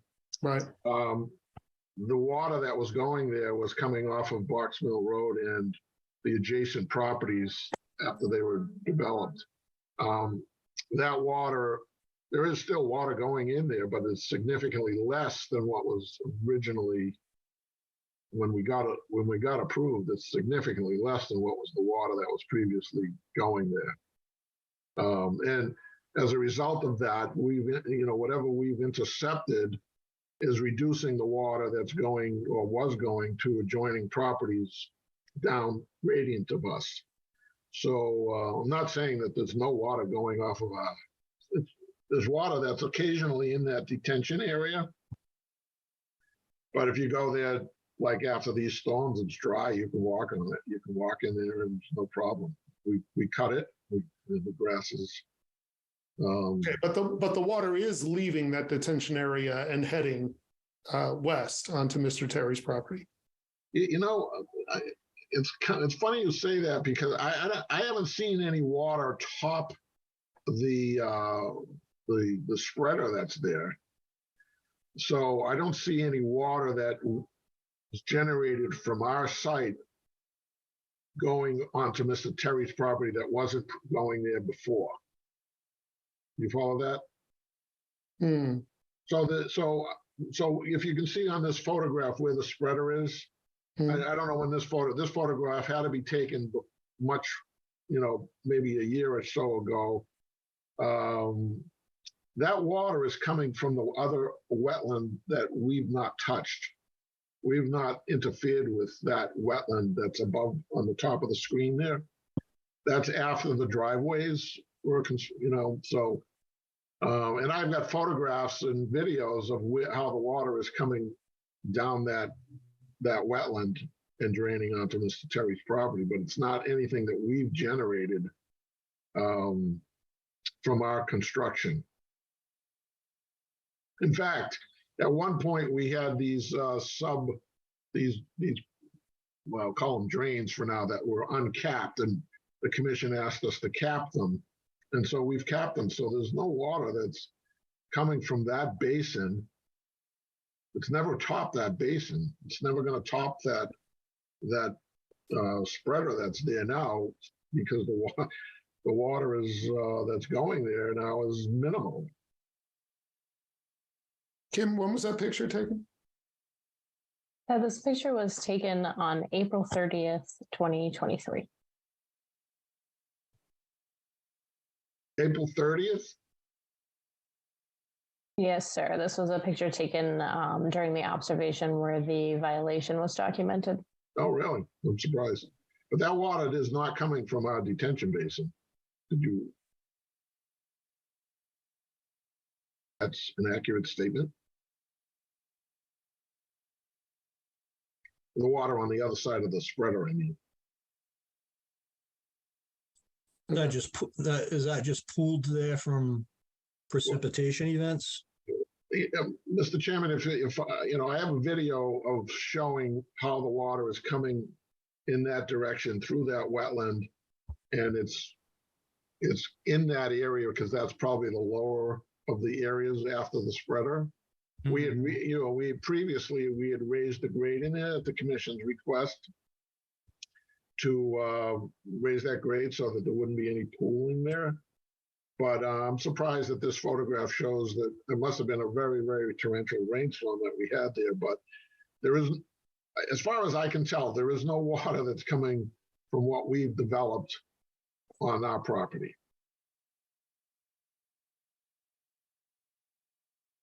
Okay.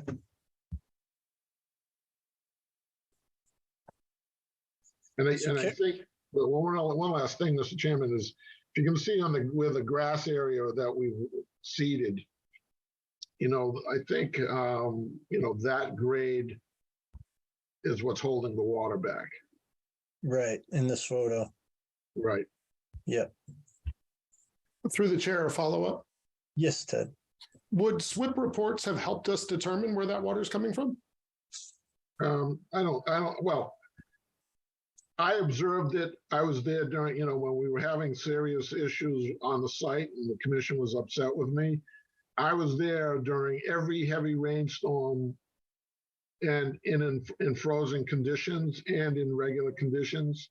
So I have videotape to show the commission, if you'd like at some point, that I don't think the SWIP reports would have changed anything that I observed because the water was bypassing the basin and going around the basin and not going in the basin. So if you look at the plan shows the basin as having a berm, along the whole edge. And then the only thing that I can, think of that might alleviate that is if the berm on the high side of this basin was leveled with the same elevation of the wetland, and then the water would not sort of bypass the basin. It would probably go into the basin a little bit. And that would be not what we bargained for. So, but that would be the other option to let the water go somewhere else and then pool up. And then if it got high enough, it would go over the spreader. Through the chair, one more comment. Okay. Yeah, go ahead, Ted. Mr. Petrosi, respectfully, your observations were that there was no way that the conditions that we see in front of us could have been from this year. Well, like I I said, don't know if your observations can be in replace of a SWIP report from Goddard. Well, I will say this, that this condition is not different than what I've previously observed with water going around the basin and ending up in this low area. What I'm saying to the commission is that the water that we designed around with the culvert underneath the driveway and the water coming through the isolated wetland on the property, there's significantly less water that going into that detention basin now than what was going there at the beginning of the project. And as you can see, you've got maybe an inch of water in the detention side of the basin. I mean, it's an inch of water, not even, and that water is gone within a short period of time, and you can go and walk on it and you can do things on it and cut it. When we started the project, there was ice there. There was 6 inches of water there. So I would say that what I've observed all along is what's resulting in this water going there is the water's going around the basin, and that's the low area that it's settling in. And I'll show you I'll show you the videotape. It's pretty obvious what's going on there. I think if the water is bypassing the basin, then it's not, the stormwater drainage system isn't functioning properly. No, Melissa, this basin was not supposed to take that water from that wetland. This basin was to take the water that's going from Leonard Street on the Box Mill side of the property on an angle underneath the driveways, under the culvert, underneath of the driveway, and through a swale into this basin.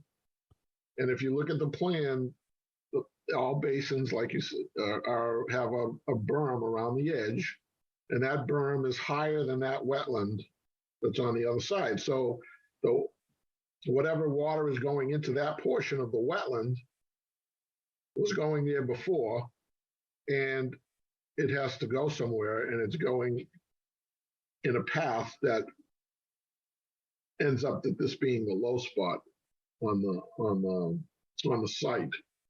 I don't know if you recall, but the lowest portion of the site is in that corner of the property. That's everything flowed in that direction.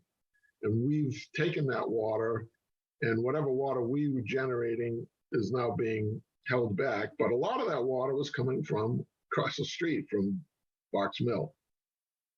So it'll probably help when we get the final as-built.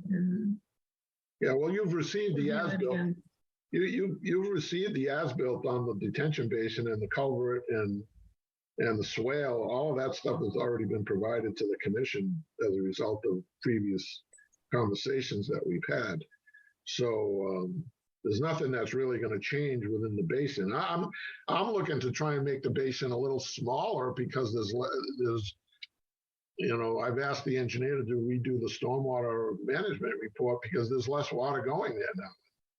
We don't need that large area for stormwater management, but that's just my own opinion right now. I don't have numbers to back that up, and I'll present that to the commission when and if we get that done. But I mean, I'm happy to work with Kim and show her what I know is happening there, and if Yeah, you're I think it'd be helpful to be on site during one of these, extreme precipitation events, just to see where the water movement is going.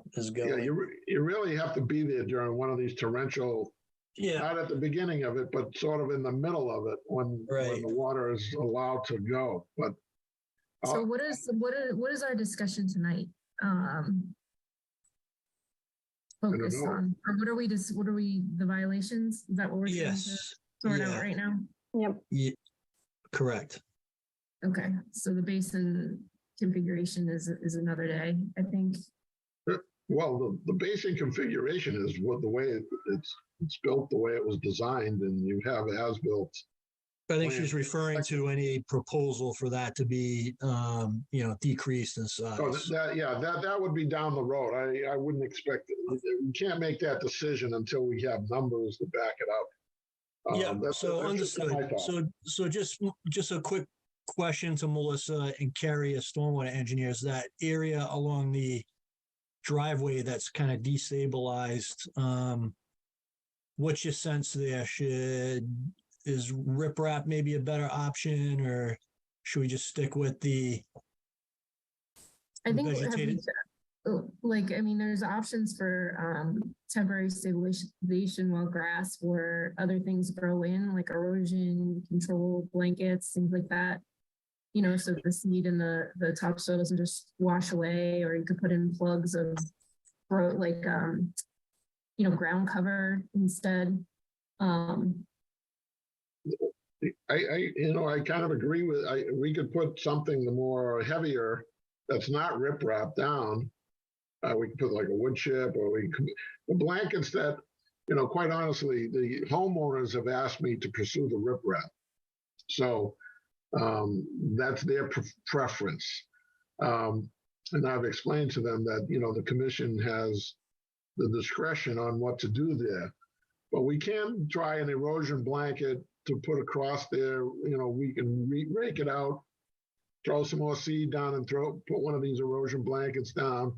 But my sense is that it's not the rain that's coming down that's causing the problem. It's the surface flow that's causing the problem. And I don't think the blanket the water would just go underneath the blanket in that circumstance. So if this was just rain that was falling on the area, the blanket would help, because I think these are things that the SWIP inspections would help with too. To identify what's going on the site in real time as well. But so just keep in mind that I agree. We shouldn't just keep throwing topsoil and seed down. That's not. Yeah. It's not going to do anything. I'll try this week, or I don't know. It's supposed to rain heavy again tomorrow, I think, and it'll rain heavy again last night, I think. So at the end of the week, we're supposed to get a break. I'll rake it out. I'll have it raked out. I will have it reseeded, and then we'll put a blanket down, and we'll see how it survives the next rainstorm. If it is stable and survives without any more erosion, then that's the route we can take, and then the homeowners will just have to, they can take it up themselves with the commission at some future date. Okay, that sounds like a plan. So Kim, do we want to just table this violation discussion until we have, this area along the driveway resolved? and, wait until we have the final seating, grading and seating and see how that stabilizes. Which I think I heard Mr. Petrosi say is going to happen in the next 40 to 45 days. Is that correct? Yeah, for the rest of the site, yes. Yeah. I would say that's totally the prerogative of the commission. Okay, I'll defer to the other commission members.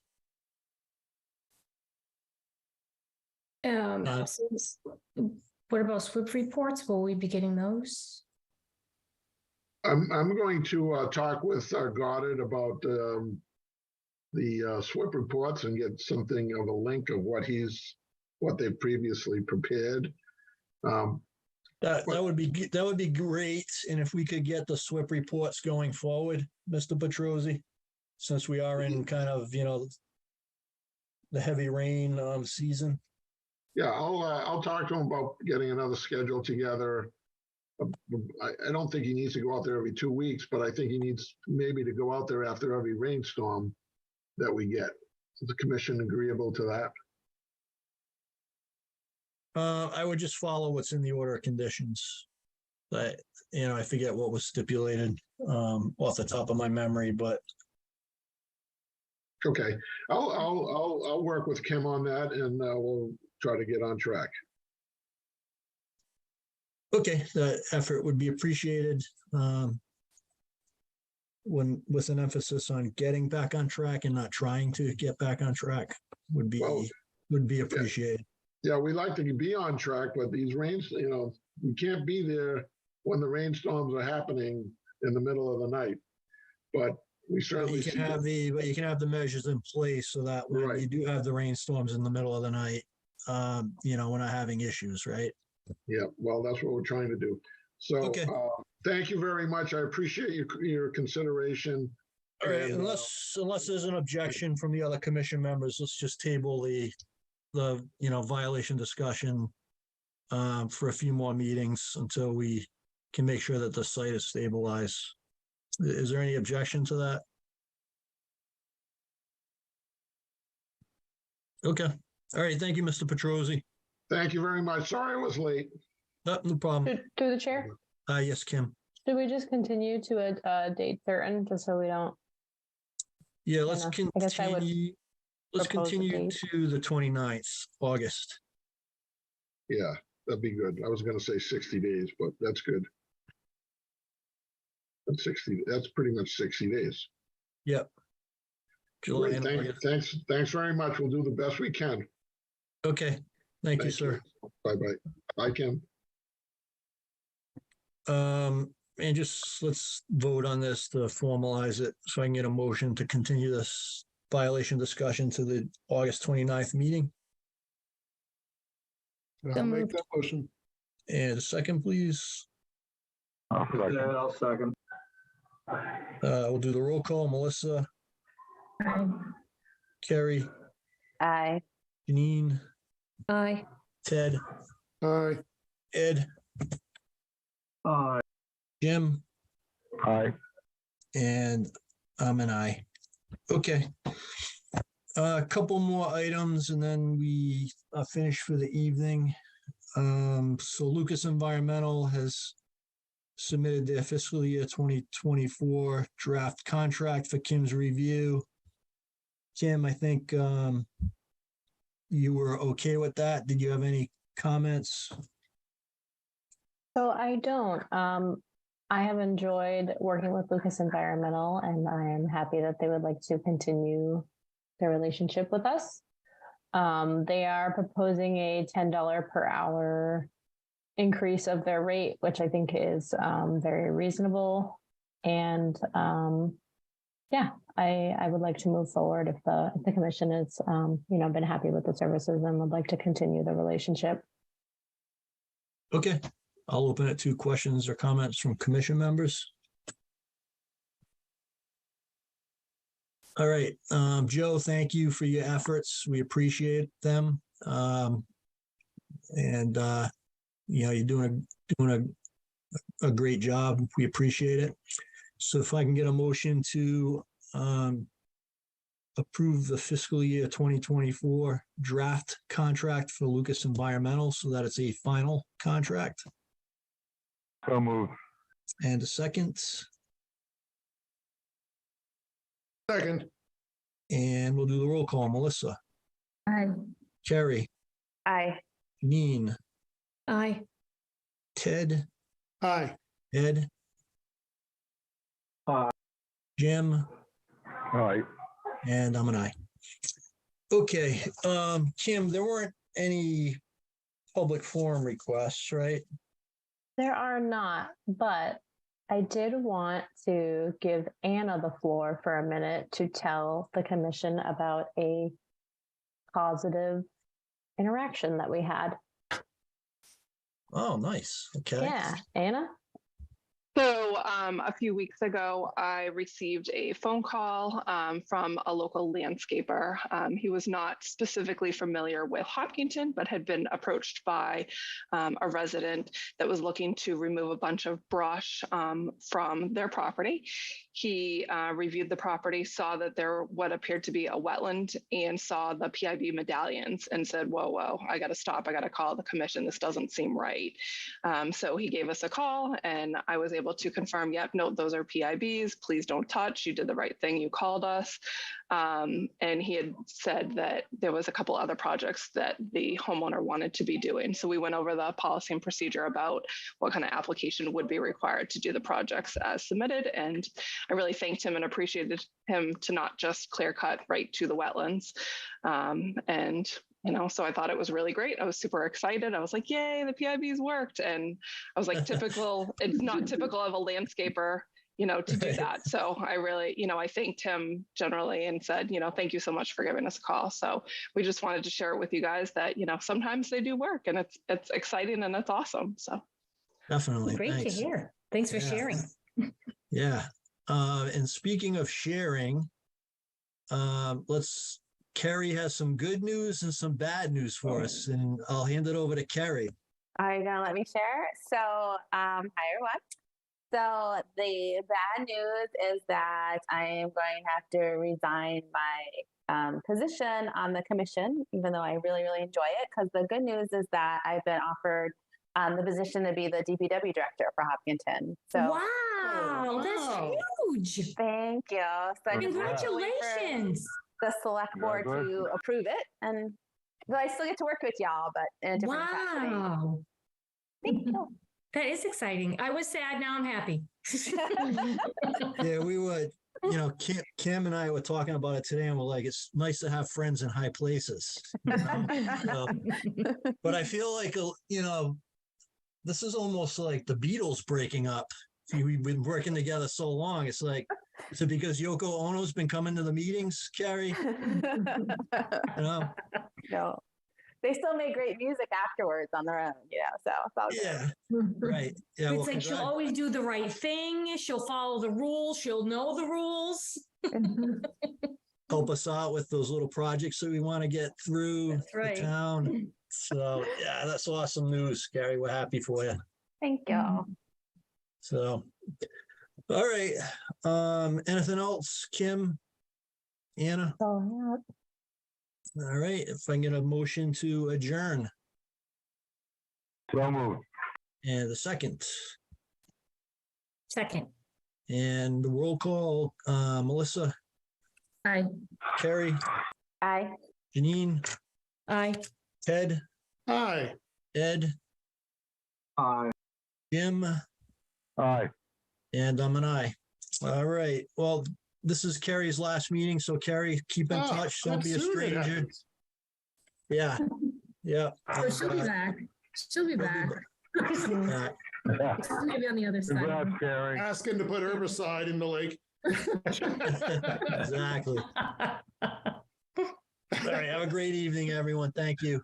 Good night. Have a good night. Bye, guys. Good night.